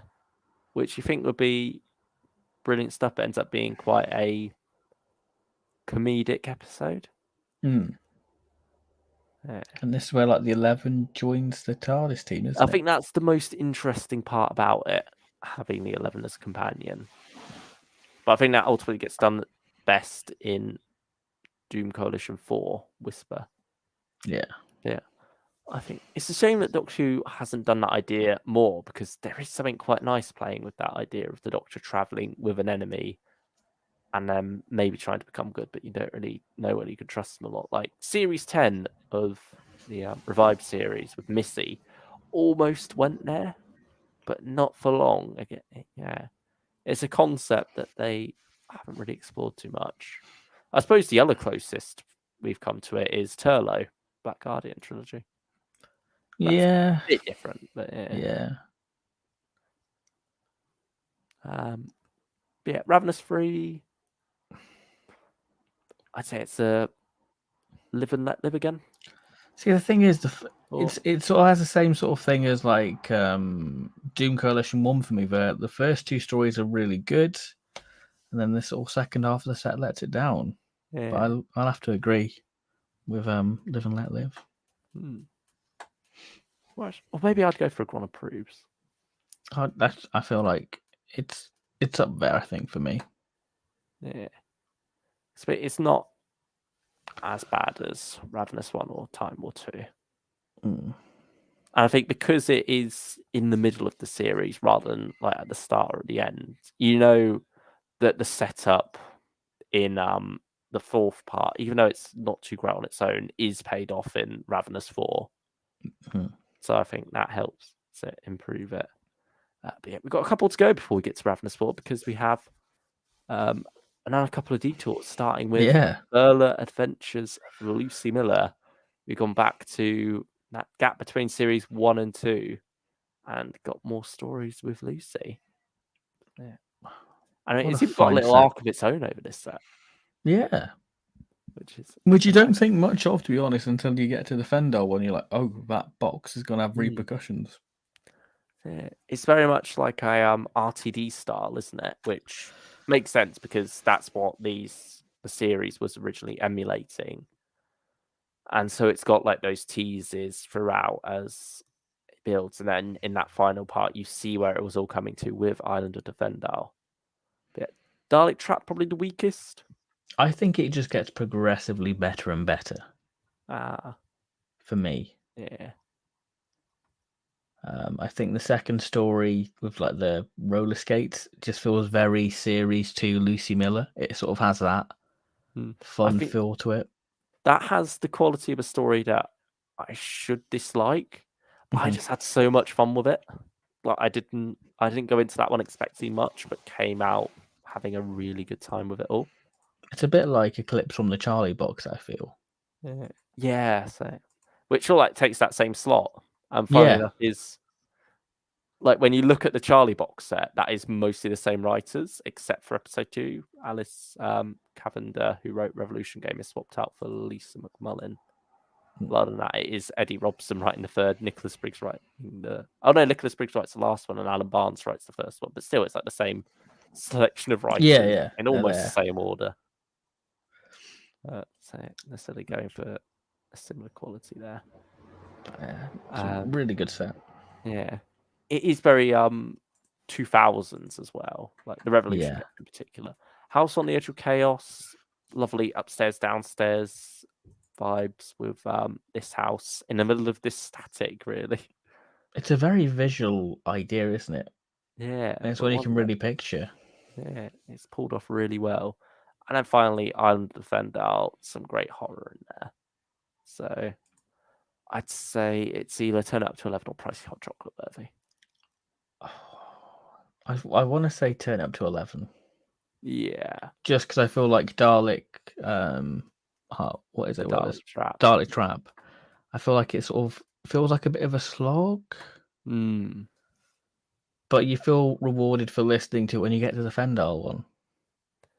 Yeah, I think that's definitely, it's one that needs a re-listen because you do get a lot more out of it. Yeah. Following that, yeah. We did have plans to do a stream on it. Yeah. It sort of like got folded into this, really, didn't it? Yeah. Time War 3. What is it? Time War is getting better gradually. State of Bliss is not that great though. I think it's the weakest of the set for me. I'm not so sure about the second one, the Famished Lands, though.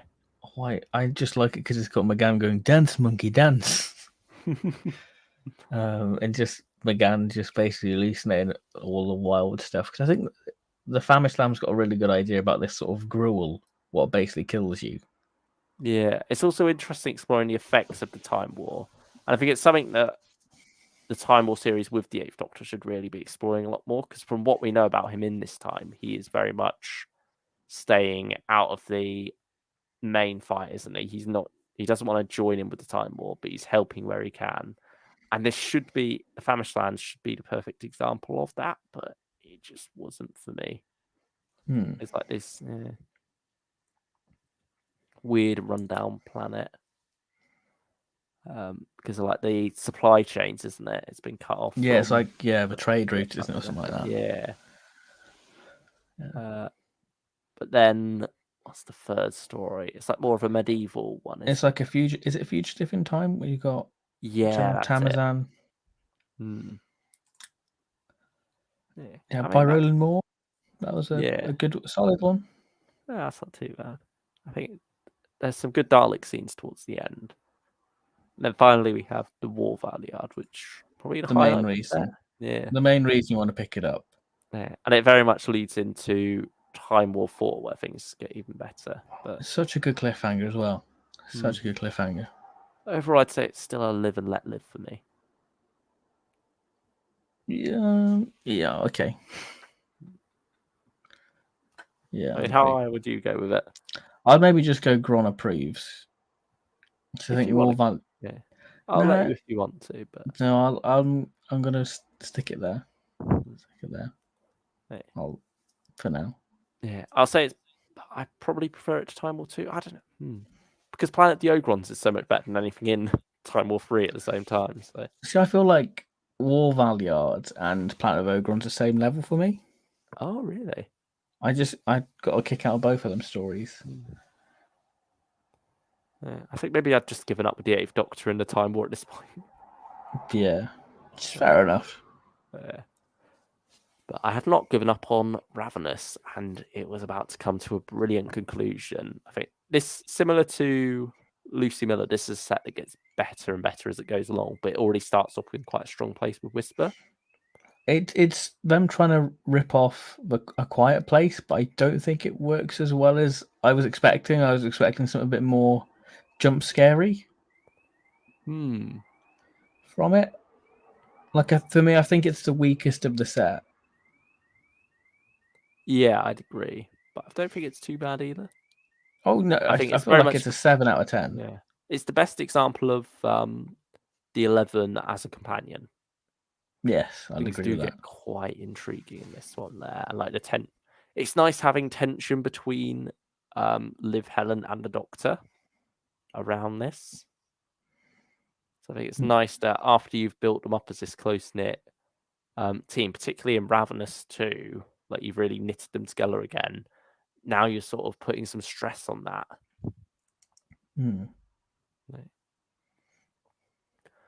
And then Planet of Dust is pretty much a 3-parter from here on out, isn't it? Yeah, so good. That is so good. That ending as well. You're like, my goodness, did they actually do that? Yeah. Oh, really good. And then finally, the whole universe is at stake. Characters are split up, and the Master is getting involved for Day of the Master, which brilliant 2-parter for the Eighth Doctor. you think it shouldn't work like throwing in the master at the last minute, but it really does. And it really works as like both a great celebration of him while not taking away from the 11 as the main villain alongside the Ravenous, and also just the Ravenous plot as a whole. Yeah, I mean, it's nice to revisit the Crucible of Souls. That's true. Returns. Yeah. It gets the epic scale down very well.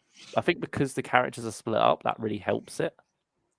Yeah, because you've got Helen and Missy living with the War Master, which you think, damn, the War Master's continuing his kill streak.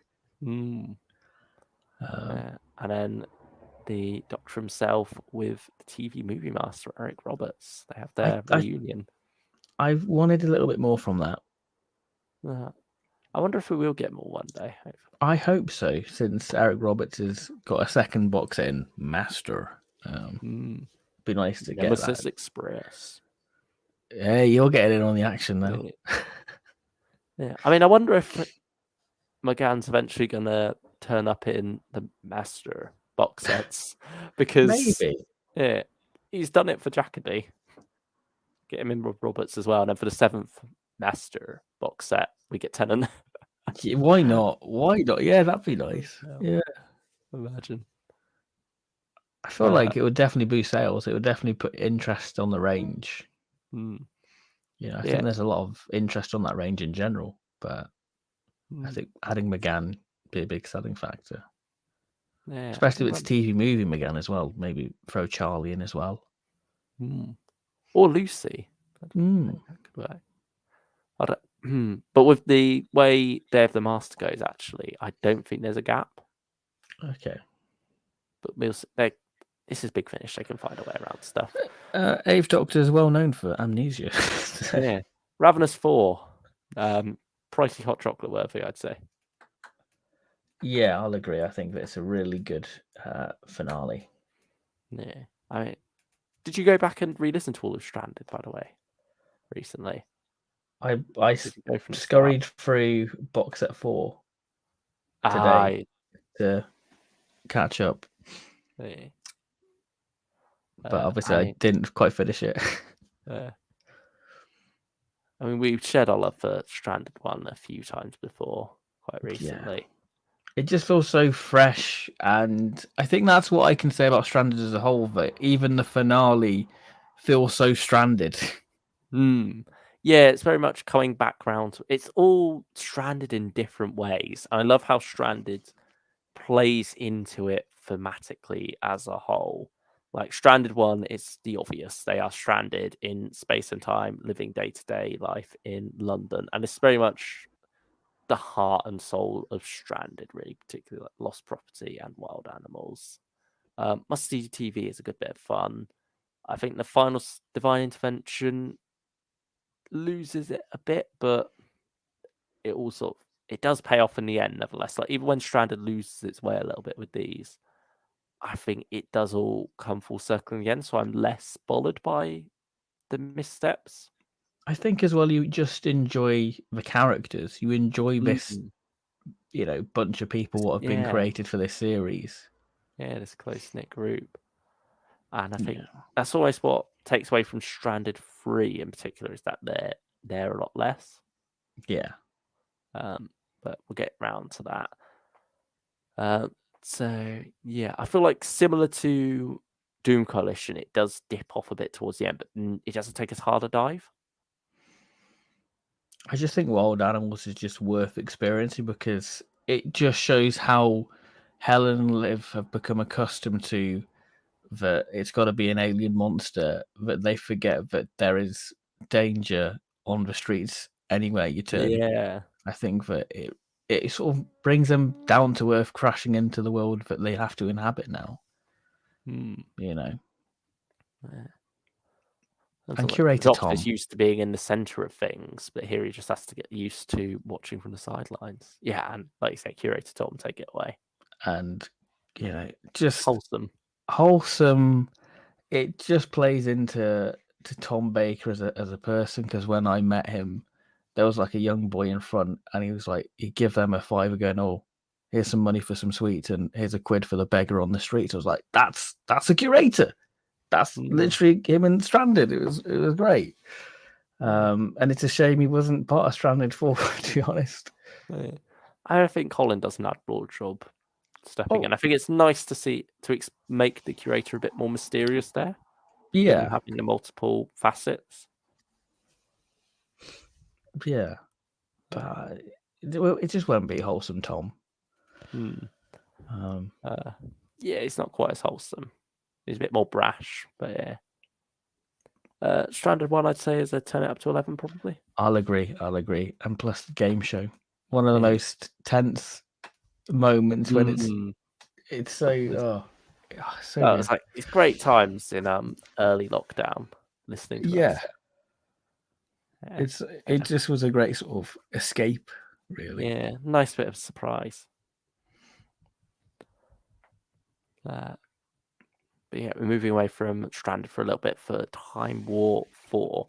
This for me is when the Time War started to get good. I started to see the potential. Palindrome was just, where have you been? Where have you been? Yeah, it's like interesting timey-wimey concepts, or dimensiony wensiony. Ooh. I mean, it's a great the way the story's told. Is it like counts through the days and then counts back down the days? Is it? Yeah, something like that. Yeah, that's at least some weird stuff's going on. It starts to make sense in the end, and it's a bit of a tragedy, really, with this Davros. It's a bit of a weird format though, because you have a big two-parter, and then you have a bit of a sidestep for the third episode, and then it's back to where the two-parter left off in some ways for the final one. Yeah, and is it Dreadshade? Yeah, and I think a lot of it is about the Time War stopping for a little bit. Yeah. And like the Time Lords, the Daleks have been completely wiped out from history. And it's still thanks to War Valiant, actually, isn't it? That's where that left off. And so Eighth Doctor with amnesia again, in a way. Note, but everyone's got it. No one can remember the Daleks, but at the same time, they know they've been fighting a war against something. And then Restoration of the Daleks is the Daleks coming back. And so, yeah, I think it's finally some interesting Time War concepts. Yeah. But at the same time, it feels weird with the overall Time War picture, because where is Romana and Leela and Narvin for this? Because we are going to Gallifrey for a fair chunk of this, like with Dreadshade, that is set on Gallifrey. You got the General there. So, yeah. I think overall that's more my problem with just Big Finish's handling of the Time War in general, with like the weird how it, like they've apparently got this jigsaw, but it doesn't all seem to quite fit together. It feels like the Gallifrey version of the Time War is separate from the Eighth Doctor version of the Time War. We sort of get it with the because I think the War Doctor stuff and McGann stuff sort of flows quite nicely together with like the characters like Veclin and Rasmus, and even Susan's War fits in quite well. Yeah.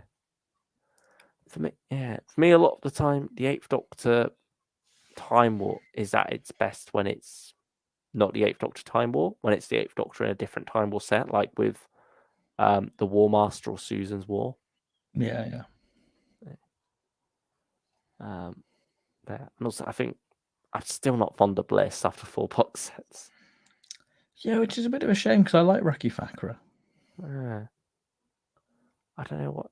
I mean, there's sometimes she works, but I think they set up something interesting with her and Rasmus in Dreadshade, where like she seems to be reporting to him in a way on the Doctor. But yeah, other than that, I don't know. Yeah. And I think one of the things to like about Palindrome is how little she's in that one. Wow. Yeah. And the Restoration of the Daleks is a bit of a weird ending. Yeah, which you think by now would have been sort of concluded or started. Yeah. I know there are plans, but nothing I suppose maybe Raki Thakra is a bit too busy at the moment. Well, I guess she's off to film Sex Education. Ah. Tough to see. But in terms of a tier list, Gron approves. Well, I was thinking turn it up to 11. Up to you. Why? I think Palindrome just is like, it needs praise. Just to go, well done, well done. We'll pat Time War on the head and say he got there in the end. You got there just about. Yeah. But what about Stranded 2? Did it continue? I mean, first stylish person asked, aside from the Eighth Doctor and Charley box set, what box set is the most standalone, do you think? And what box set is the most connected and intertwined? Maybe Dark Eyes 1 is the most standalone. I guess so. Yeah. But even then, that does, like we say, that ties into to the death. Yeah. Maybe Doom Coalition 1, actually. That has a bit of a finality about it in a way, and then a little tease after that. And then the most intertwined. I suppose it's got to be one of the later ones. I don't know, because Stranded itself is quite intertwined with itself, but I don't think it connects much to anything else. Whereas Ravenous 3 loops back to Doom Coalition, while also like Doom Coalition 3 and 4 with the 9 and River, while also tying into obviously the rest of Ravenous. Yeah. So I'd say maybe Ravenous 3 is the most intertwined, but it doesn't feel bogged down by it. Yeah, I feel like Doom Coalition 3 is sort of similar as well. I don't know, yeah. Yeah, I suppose Stranded 2 now. I mean, decent first episode, but the second episode is where it's at, unit dating. Gron, obviously. I mean, it'd be fitting to put this one in Gron approves, but it might get a bit higher than that. See, I think the first story, I'm still a bit lukewarm on it. Like, it just kind of ruins the cozy vibes you have in Stranded 1. But I think it's meant to. Yeah. Like, this is stranded in a different way now. The TARDIS is slightly repaired, so you're stranded in space, but not in time. And again, that final episode of Stranded, first episode of Stranded 2, sorry, does get improved later on when things start to tie into it. Yeah. But unit dating, like we say, it's just a clever title, and it just adds heart to our two old couple. Is it Tony and Ron? Isn't it? They're very wholesome already, but that's an extra layer. Brigadier says gay rights, so there we go. But yeah, really good. Cultural approves. So yeah, it's really good, that one. I think possibly the best in the set. Because I really did enjoy the interrogation in the fourth one. I think that was a really good one. Yeah, that's a creative one. A bit more depressing and sort of a sign of what's to come in Stranded 3, because that gets quite post-apocalyptic, quite dour. But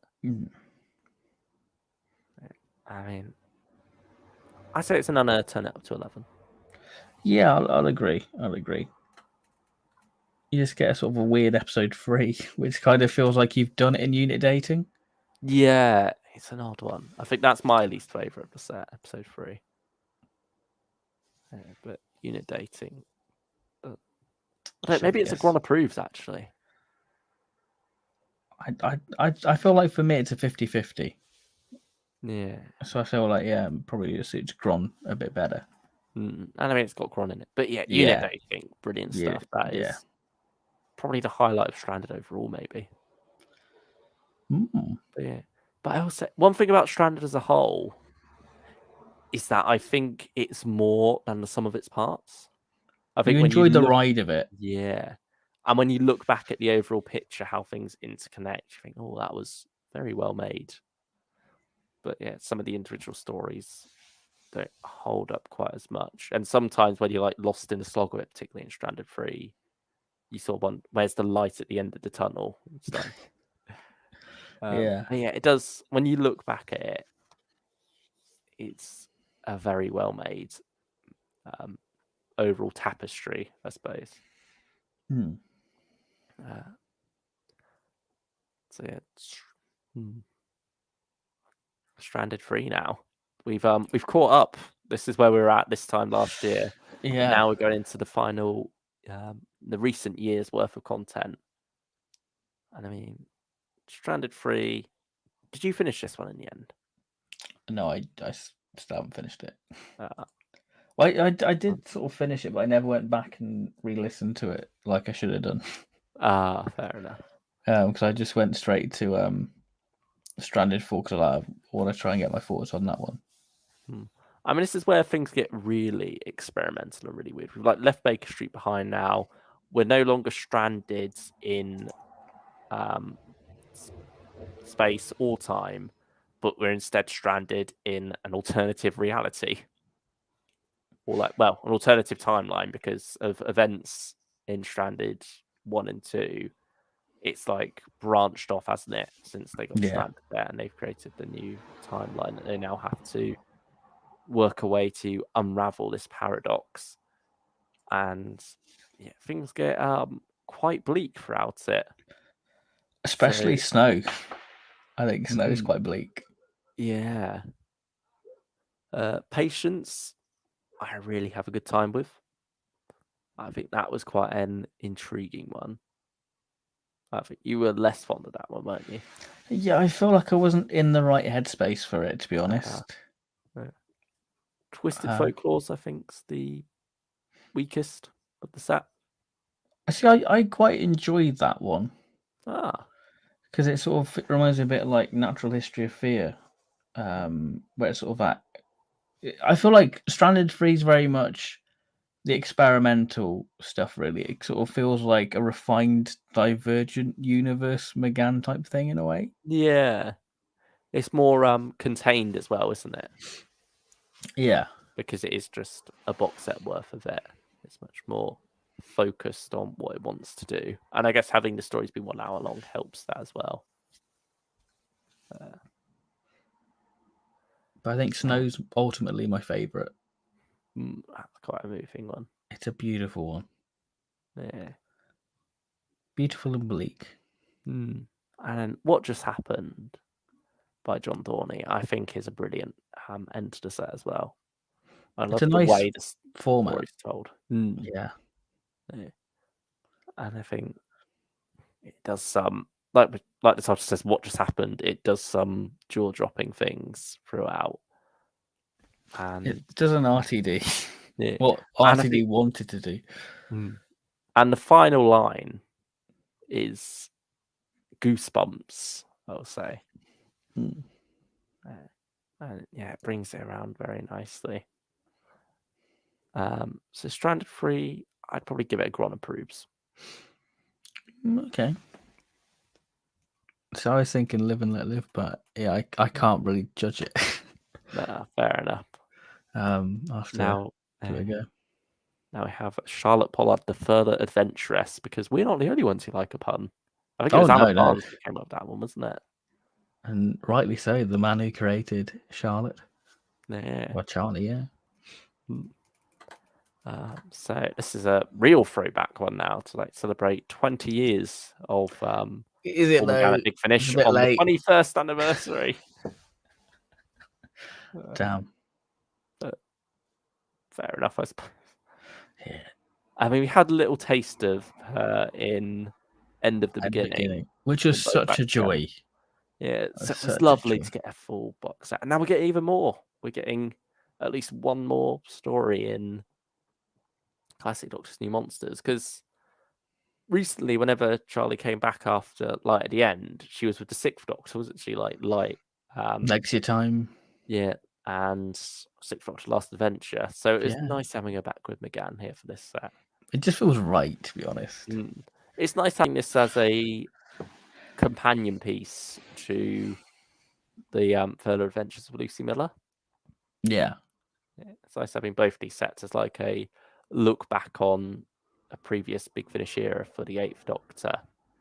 Because it's ultimately what Big Finish does with every other Doctor and companion. So it's nice to get the same thing for McGann. Yeah, it feels weird them being. I guess it feels wrong for them to be self-indulgent themselves. But after 20 years, I think you can forgive it. Yeah, it makes perfect sense, 21 and years. I'm here for it. I think that there's something what Charlie and Lucy bring out in the Eighth Doctor's character what isn't there in the box sets, and I just love that hopeless romantic, that joy of life in the Eighth Doctor. It's also nice getting some standalone stuff. I think in the middle of Stranded, this was a nice detox. Palate cleanser. Yeah. As you instead just get 4 standalone stories, really, to enjoy without having to worry about any overarching stuff. I think Mommy Speaks encapsulates that feeling beautifully. No, I mean, we loved Ron, but we love Guy as well. Oh, Guy. Mm. Like, We only knew you for a minute, but what an impact you made. it's just one sound effect, and it just has so much character. Yeah, it's just balls to the walls, madness. It fits 2000. It fits early Big Finish. That's why I like it, because it really honors it, but in the recent Big Finish format. It's almost feels too stuffed with references, though. We were on about it being self-indulgent. Yeah. Like, there's that moment of, isn't anyone interested in ancient history, where it just feels a bit too tongue-in-cheek. It's like, Charlie, you did not watch City of Death. Or did she? Like, Charlie, watch one of my favorite adventures.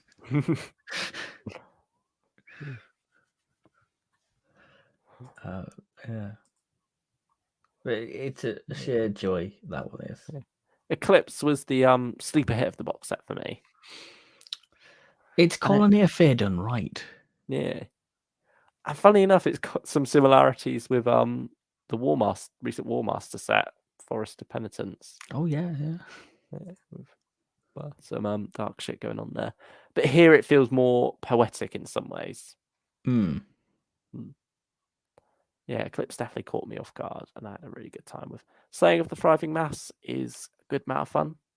I think that one feels more like a Lucy story. Or more season 24 for me, with the traffic jam in time. Or it feels more like a little freebie you'd get in Doctor Who magazine. Back in the day. I love the running gag throughout this box set, though, of Charlie constantly being replaced by the Doctor. Yeah. Like, he keeps like Guy and the girl in that story. He like keeps finding new friends while they're separated, and she's like, "Oh well, it didn't take you long to replace me." Yeah.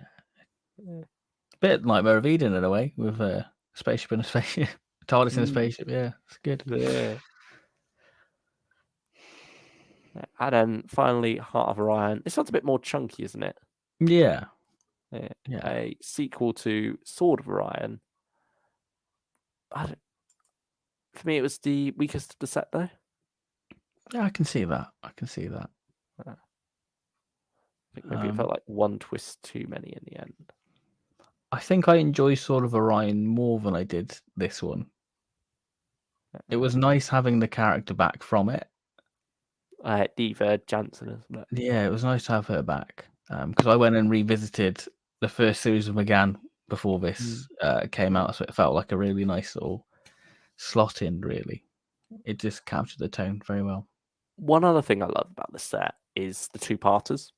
The two-part format. I think that's nice and refreshing. Like we were saying earlier with Beyond War Games, it's sometimes just nicer to have a longer story broken up like that into more bite-sized chunks. Yes. It just makes for a more enjoyable listening experience. So I'd say turn it up to 11. I'd agree. I think it's the same level as the Lucy set. And Stranded 4. Yeah, we've reached the end now. Yeah, just checking the chat. Stylish person's ready to move on to ask for recommendations from the sale and talk about the upcoming War Master set. We'll get onto that very soon. Don't you worry, stylish person. We're nearly there. Nearly there. Yeah, just Stranded 4 to go now. I think this is a solid end, really. Like we say, this is where it all comes together and you start to really get an appreciation for Stranded as a whole. I think it's the best conclusion box set for the box set sagas of McGann's. And you've not even listened to the conclusion. I know, but I just feel like I've enjoyed. It's much I more of enjoyed an all three epilogue. stories. Yeah.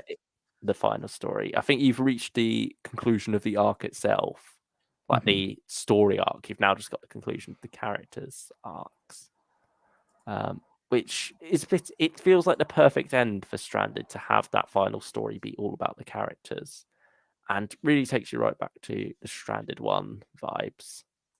And it's just something totally different. And I think that's what Stranded has been overall. Just something really different for Doctor Who in general. Domestic in a way far beyond what Russell T Davies did. Like, he made it domestic in the sense that it's a stopping off point. Yeah. This makes it domestic in the sense that it is the entirety of it. Yeah. I think as well, if you look at the endings for like Ravenous, Doom Coalition, and Dark Age, there is that sort of grand epic scale to the universe is collapsing, whereas Stranded 4, it's more of a little whimper in a way. But a beautiful whimper. Yeah, it just, like we say, it fits Stranded perfectly. It's just such a Stranded ending to the series. Yeah, and I think it does the impossible in the sense that you had this huge ending to Stranded 3. You have this weird paradox that needs to be solved, and you think, how can they solve it in a way that feels satisfying and also still big? And it does that by not being too big. Yeah. Yeah. Yeah.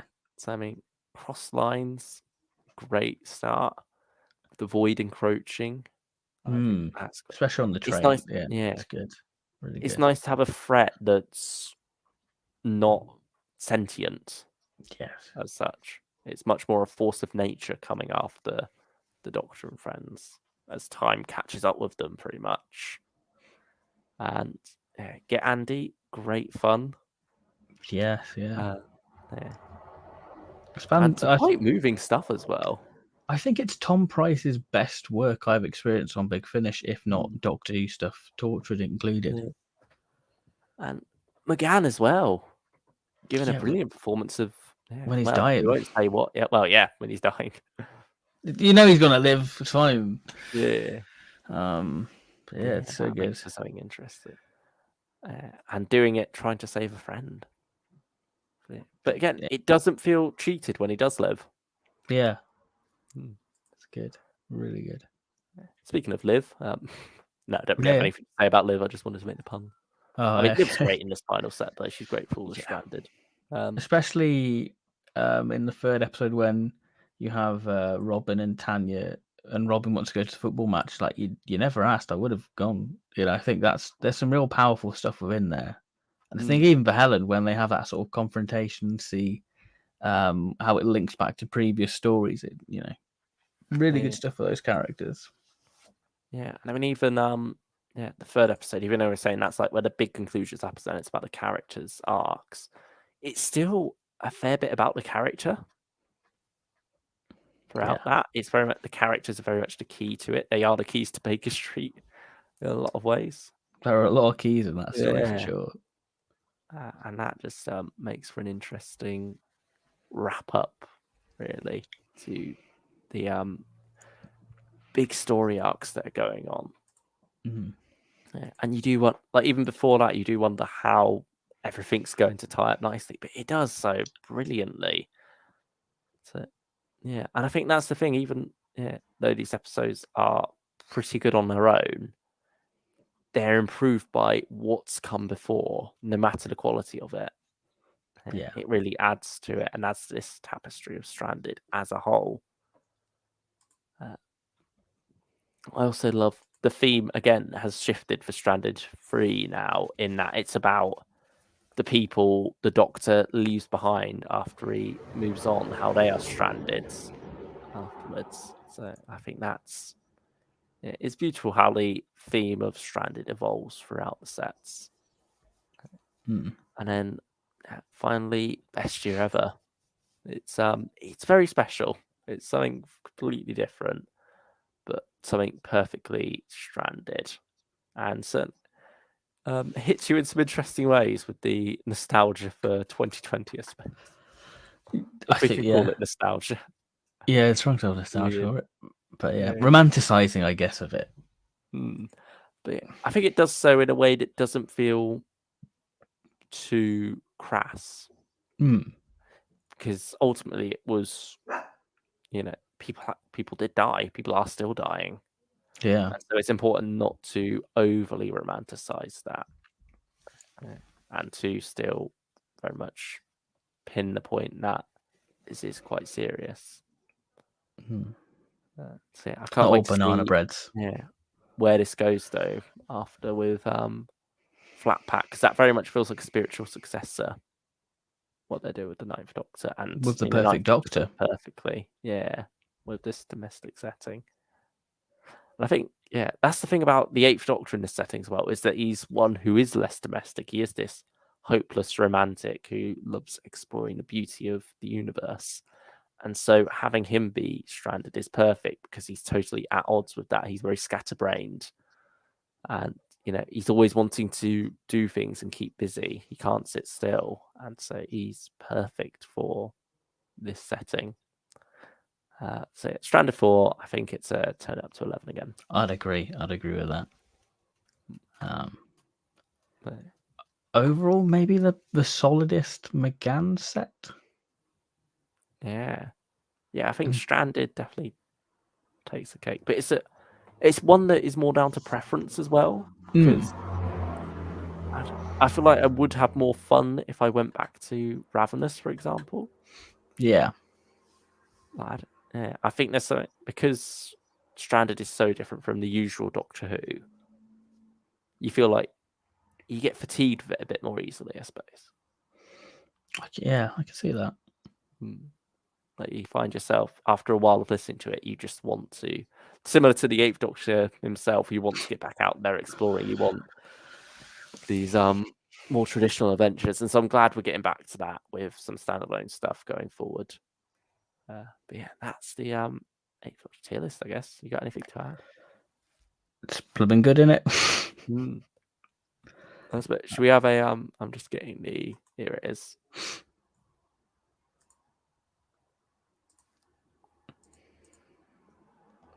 Oh, we did it 9th of July. Oops. Okay. Oh well. It'll be all right. It's fine. It's still just about a year. Yeah, I mean, there's more synchronicity with this. 8th Doctor, 8th July. It's fine. Yeah, we've improved on ourselves there. Unless maybe we just ran over in after midnight with that one, and it automatically set. Maybe. Just have to see. But yeah, I'm just gonna have a comparison. Are you doing a comparison? Yeah, see what's changed. I feel like Stranded 1 used to be in Pricey Hot Chocolate. I feel like it used to be there. Maybe it did. Maybe that's just the hype of it. I don't know. It's weird because I think Stranded, if there was a way to do Stranded overall, I'd say it would be higher up. But I think, like we say, the individual parts aren't quite as strong as it as a whole. Yeah. I've just got an ad to get through. Whereabouts are we? There we go. I found it. Okay. I just had to find out where we put Time War 4. Any striking changes from this one? So the top tier was Dark Eyes 1, Ravenous 2, and Ravenous 4. Just so Doom Coalition 3's moved up in our reckoning. Okay, good. Stranded was in the second tier down. Right. So that stayed consistent. Same with Doom Coalition 4. Doom Coalition 1's gone up. Oh, that's good for that box set. I mean, we did toy with that one, but the pun pulled us in. Lucy and Time War 4 has stayed the same. And then obviously Charlotte Pollard and Stranded 4 have joined that one, but they weren't around before for that. Third tier down. I think that looks pretty much the same. Pretty much Except for okay. Doom Coalition 1's there. Okay. Yeah, Ravenous 3 and Stranded 2 are also there. So yeah, that is pretty much the same, except Doom Coalition 1's there and Stranded 3 has now joined it. Okay, that's good. It is a change day. Right. Third one down is just Time War 3 on its own. Right. Okay. And then fourth one down, we've got Ravenous 1, Time War 1, and Time War 2 together. Sounds like you're doing like football scores. Yeah. Time War 1, Ravenous 2. Well, yeah. Doom Coalition 3, Dark Eyes 0. But yeah. So that's an interesting change. So Time War 2 and Ravenous 1 have moved up. And then we had nothing in the 6th tier. And then in the 7th tier, we had Doom Coalition 4. So pretty much the same there. We've just removed a tier and it's not really made a difference. It's still Doom Coalition at the bottom too. So yeah, it's interesting. It's mostly the same. But I mean, yeah, we haven't looked back on that one since probably. Certainly not recently to like prepare for this. So it's interesting seeing how most of our opinions still line up just about. Yeah, it's good to see. We are consistent in that regard. Yeah, I suppose just have a quick look at the chat and then dive into the news. I guess so, yeah. Let's do a bit of old news. Put the old banner up ready. News time, and then we'll wrap it up ready. Yeah. Doesn't seem to be anything new in the chat. So if you're sticking with us after all this, thank you. Yeah, we appreciate it. It's been a long one so far, but I feel like there's a lot to cover with McGann. A lot of box sets, as you probably saw. But I guess news. What do you want to start off with? Oh, should we go chronological? Yeah. Death in Venice. Ace's second Torchwood release with Mr. Colchester. It's good to see Mr. Colchester having life outside of Torchwood continued, because I don't think that's gonna happen now. For a while. Yeah. Yeah. I mean, James Goss likes his double acts, doesn't he? He found it with Andy and Owen. So it's nice that he's got another duo here with Ace and Mr. Colchester, and they work brilliantly together. And so it's nice to have them in a story that's hopefully a bit more open, a bit different, because with the Red List, it's them stranded in a hotel room. Yeah. So this should be exciting. Did you get the Red List at the end? No, I'm waiting for it to go on sale whenever the centenary happens. Yeah, if not before. Yeah. But this one gives me sort of James Bond vibes in a way. Yeah, particularly the most recent one, isn't it? Or is it the one before? Probably is it Spectre? I feel like it's got Spectre vibes. Yeah. But yeah, I'm liking the look of it. I mean, I'm tempted to get this one. I mean, I imagine you can get this one fine without the Red List as well. Yeah. I mean, it's been a while since we've had James Goss. It's nice to see him back. Yeah, it's probably taken a much-needed rest after carrying Torture on his back last year. I mean, he did every release pretty much, nearly. He did get arrested in Turkey, so I guess that's occupied him for a little bit. Yeah. But hopefully I wonder if there'll be a jab at that in any upcoming audio. I mean, Venice is full of water. It's going to sink. Who knows? I mean, I could see one of the two main characters towards the end saying, if you thought Venice was bad, just wait until you hear what I got up to in Turkey. I mean, it's no Birmingham, is it? Yeah, it just looks like a good bit of fun again. It does, yeah. Nice cover. September, yeah. Ace is getting two releases that month. Yeah. Nice. Nice. Sort of build up the hype for her in the centenary, I suppose. And we're getting I wonder if Tegan they in that did that one, deliberately. but we'll Oh yeah, talk about that in a little bit. I mean, Second Doctor we've already spoken about really, and we'll go full on with that next week. Oh, one thing from the interviews though. Apparently, Mark Wright is not going to be producing the next set. Apparently he's Right. a bit too busy. Because Nick said, he's enjoyed getting to work with him on this one, but sadly he's moving on as producer now. So I don't know what he's credited as producer for the next set that's up for pre-order. So I don't know whether he's doing that one and then Stepping moving on, down, or if it's just like, because he worked on the preliminary stuff before moving on, he's going to be just copied and credited pasted. as a producer, but someone else is also going to come along and take over. So I wonder who that'll be. Maybe Nick. Yeah, I don't know. I feel like he's too busy in general. Though. I mean, he's already script editing the range, so we'll see. Yeah. But the second set's going to have Jamie, isn't it? Yeah, I believe so. That'll be exciting. Yeah, I think from what they said in the Annihilator section, so that's a call forward to next year. Star Cops, if you're interested, you got 2 new sets coming. Happy days. But Bambera, this is interesting. I'm This is a assuming this was surprise. scheduled for a while because originally Bambera was scheduled for last month. Yeah. So this would have made more sense to come out. Yeah. I mean, I think the Bambera set is this week, though, isn't it? Yeah, it is. Yeah, next week. Next week. Yeah, this coming week. Yeah. So it's on the podcast, isn't it? So I guess this is sort of like that thing of announce what's coming up to build hype for the current one. It looks good. I don't like the cover as much, but I think it's still a pretty decent one. It feels very 90s. Yeah, I think that's the best way to say. And a little bit of a insult, I suppose.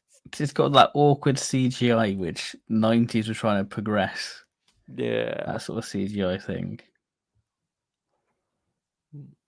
But I know apparently there's going to be like a found audio one similar to the Blair Witch project in there. So I'm assuming that is Haunt, the middle story by Lizzie Hopley, I believe.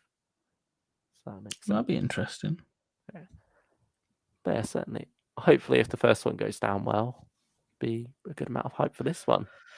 Yeah, that's going to be an interesting one. Maybe we can cover that one in a future on the Bambera stuff, maybe. Do a little Bambera. Are you going to be picking that up then, do you think? I think so. Just for the sake of for the streams. Oh, maybe give the preview a listen, see if you vibe with it. Yeah, because I've not succumbed yet, but I did enjoy Bambera in The Lost Story Animal, which I think was a really good one. Yeah. I think they put a trailer out for the first set as well. That was good. I enjoyed that trailer actually. I did enjoy it. Yeah. Another trailer that's out is Ninth Doctor Into the Stars. Yeah, with TARDIS. No, TARDIS. But I don't think that's... What's going on, there it is. There we go. Just load it up, so there's a visual reference there. It's a good trailer. Yeah. It was actually. I really enjoyed it. Yeah, particularly the Sontara and stuff. And then, hearing Rebos as well. Yeah, it's for Year of Rebos. Yeah, they've made it timely, haven't they? Like, just after that's come out. It gives me a very Satan Pit vibe with this idea that the devil has all these different names, and now Jack Frost is getting all these different names throughout the different planets. Yeah, I'm really looking forward to that set now I've had the trailer. Really looking forward to it. Yeah, really good trailer. Really good. Trailers recently have been pretty good. Yeah, I'd say so. None jump out to me as being all that bad. And now, Fifth Doctor first, I think. We'll save the big. Is he there? Is he not on the new tab? No. I think you'll have to go in I'll have to Adventures. Do a bit of hunting. Fifth Doctor Collection. Might have to bear with me for a second while I scroll down. and try to find could it. just go. Yeah. Yeah, that'll do. There we go. 42. So I guess it is going to have the number on it. Yeah, which is weird because the first one didn't, and also didn't have the Fifth Doctor Adventures. You could tell like they didn't quite think through what they were doing with the relaunch physically, because like the original Annihilators cover didn't have the Third Doctor Adventures on it. They only added that later. So obviously they changed their minds on a couple of things. But what do you think of the cover? I think it's quite good. I think the problem with us Doctor Who fans is we're so used to where that image comes from. Like the Fifth Doctor ones, like the season 19 Blu-ray mixed with like one of the photos from outside on like the bridge, like the TARDIS crew. Yeah, I think the Fifth Doctor looks quite awkward on this one. I like Turlo in his long coat though. Yeah, that's nice. I like how they've sort of integrated like the nesting sphere. Oh, I didn't even notice that. That's rather nice. And they've got it there in sort of a yellow, orangey there, which is cool. Yeah, it's nice that it's copied the same format as the first 40 box set. It's symmetrical. Makes me very happy. I mean, Brigadier's looking brilliant down there. Is that like that's a composite, isn't it? Yeah, that's definitely a composite. But or is it Battlefield? No, I don't think so. He looks a bit younger. Okay. Maybe he's been airbrushed, but yeah. Yeah, that's a wonderful image of the Brigadier there. It's like it fits the story in the season, doesn't it? Yeah, it really does. Yeah, and I mean, you got John Coleshaw playing 3 different characters on the cover.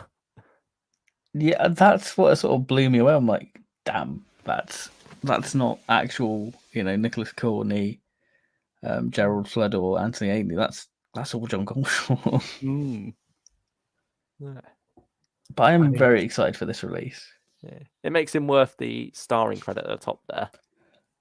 Oh, absolutely. Yeah. It's weird that it doesn't say like the full cast audio drama thing though. It's gone back to the same style as the first box set. Maybe because like old people are a bit iffy with recasts. I don't. No, because the whole of actually no, not the first. There has definitely the first Doctor and second Doctor box sets. There we go. Oh, okay. They both say it. Okay, but maybe I don't know if they're more niche compared to this. I don't. In the nicest possible way. It's been every set though. Okay. It seems to be the new standard really going forward. I mean, even the War Master cover we'll talk about in a sec now has that on there, rather than just starring Derek Jacobi. It's full cast audio drama starring Derek Jacobi. So yeah, I'm assuming it was just a consistency stake, which is weird because when has Big Finish ever cared about consistency? No, you just got to look at the spines. Yeah, I mean, this is going to be an interesting spine going from 40 to the Fifth Doctor Adventures 42. Yeah, I can see it now. I wonder how the number's going to play out. Oh, the things we worry about, but yeah, cover itself, all that aside, is beautiful. Oh yeah, it was a nice cover, but not my favorite reveal of the day in terms of cover. No, I mean we've saved the best till last, haven't we? Yeah, for sure. And now we just got to get to it. I feel like this set's become a bit of a dark horse now. Because I wasn't too fussed when we had the whole Dorian Gray crossover, but now the Master going into the land of fiction. Yes, that tickles my molecules. It's just seeing the mind drop and Medusa going, "Ooh, hello." Yeah, this is new. This is exciting. Like the black and white half of the cover as well. The fact that the Master is half black and white, half in color. It's such a beautiful cover. So well done. Dare I say the best War Master cover? It's definitely up there, isn't it? Yeah. I mean, we were blown away by Self Defense, but I'm pretty sure it's Sean Longmore again. Yeah, it is Sean Longmore. Yeah. I think he tweeted. Yeah, I think it is Sean Longmore. Yeah. definitely the best cover artist at Big Finish at the moment. I'm excited to see what he comes out with for the Third Doctor Adventures coming set. Yeah, it can't be he did the soon. Annihilators, so I It's going to be imagine fairly soon, that.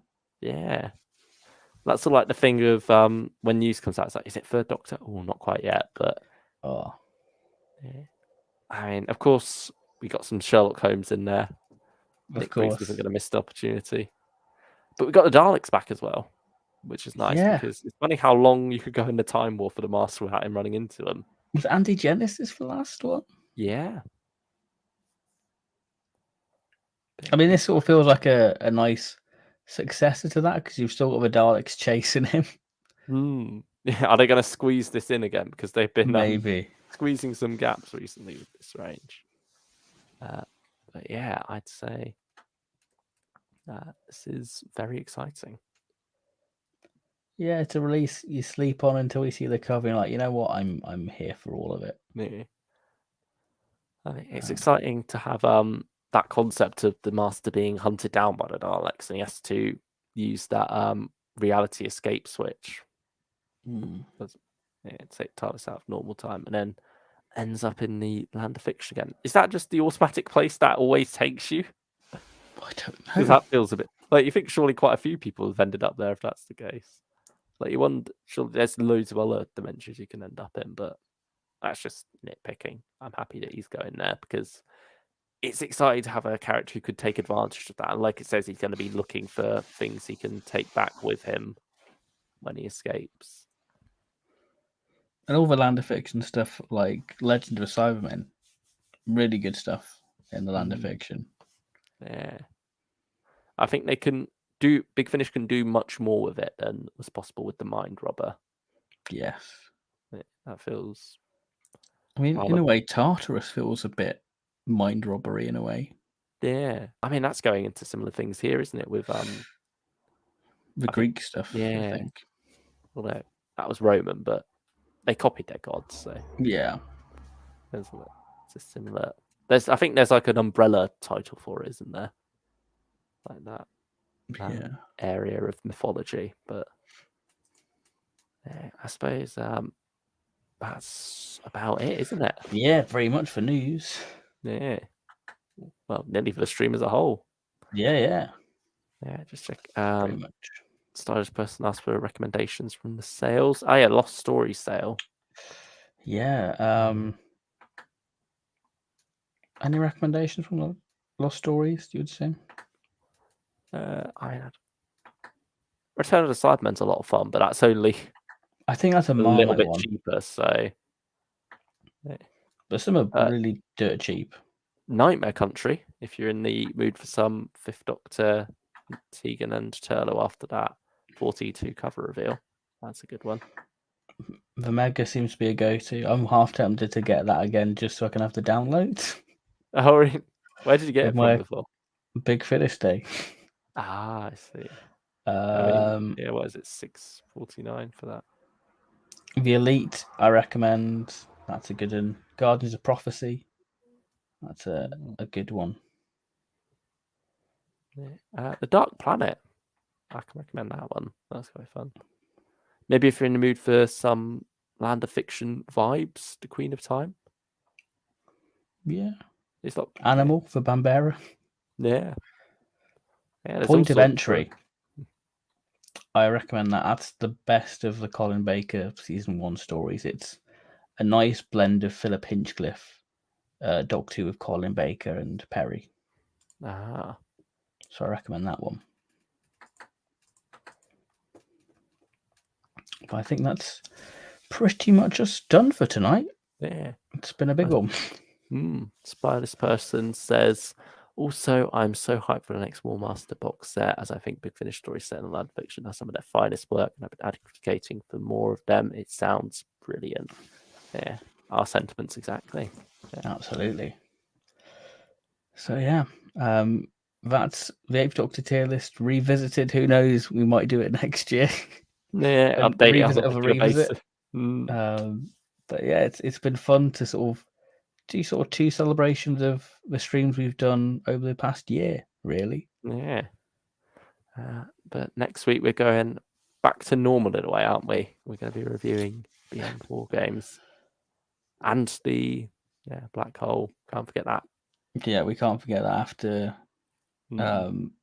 you wanting it, we provide. So you'll get a review of the Black Hole, which fits for season 6 theme as well. And it's our first solo Second Doctor stream, because we've always done Second Doctor with First Doctor or tier list. So it'd be good to do a separate Second Doctor stream. Yeah, share the love around a bit more. Absolutely. And then after that, I think it's Fourth Doctor, I think. Yeah, probably Fourth Doctor after that, Series 11. Unless something else crops up or some breaking news where we'll cover that. But for now, that has been us for tonight. Do all the lovely like and subscribe stuff, because it helps us out and, gives us warm, tingly feeling. We're doing something right. Make us happy. Make us happy. But yeah, it's always a joy being here. It's a joy speaking to you, Luke, as ever. Thank you for having me. It's always a pleasure. It's 1 year strong. Yeah, more than 1 year strong. Yeah, 1 year strong streaming, but obviously longer for friendship and all that jazzy stuff. Yeah, and I mean streaming as well. Really, it's just like on a regular basis. Like we've said, this current iteration of Big Finish fans, and I mean that's streaming in general, because like we've done things outside of that, like the TV monster tier lists and such. Plenty more to come. Yeah, it's only going to get stronger, because we got some big plans for the future, which I'm sure we'll reveal at a later date in a future stream. So you just have to stay tuned for that while we chisel away at that for your pleasure. So I guess that leaves us all to say one thing. Goodbye, really. Goodbye, everyone. So thank you, everyone, for joining, and we'll see you next week for the Second Doctor, a little Beyond War Games and Black Hole special. So we'll see you there. Thank you very much, and goodbye.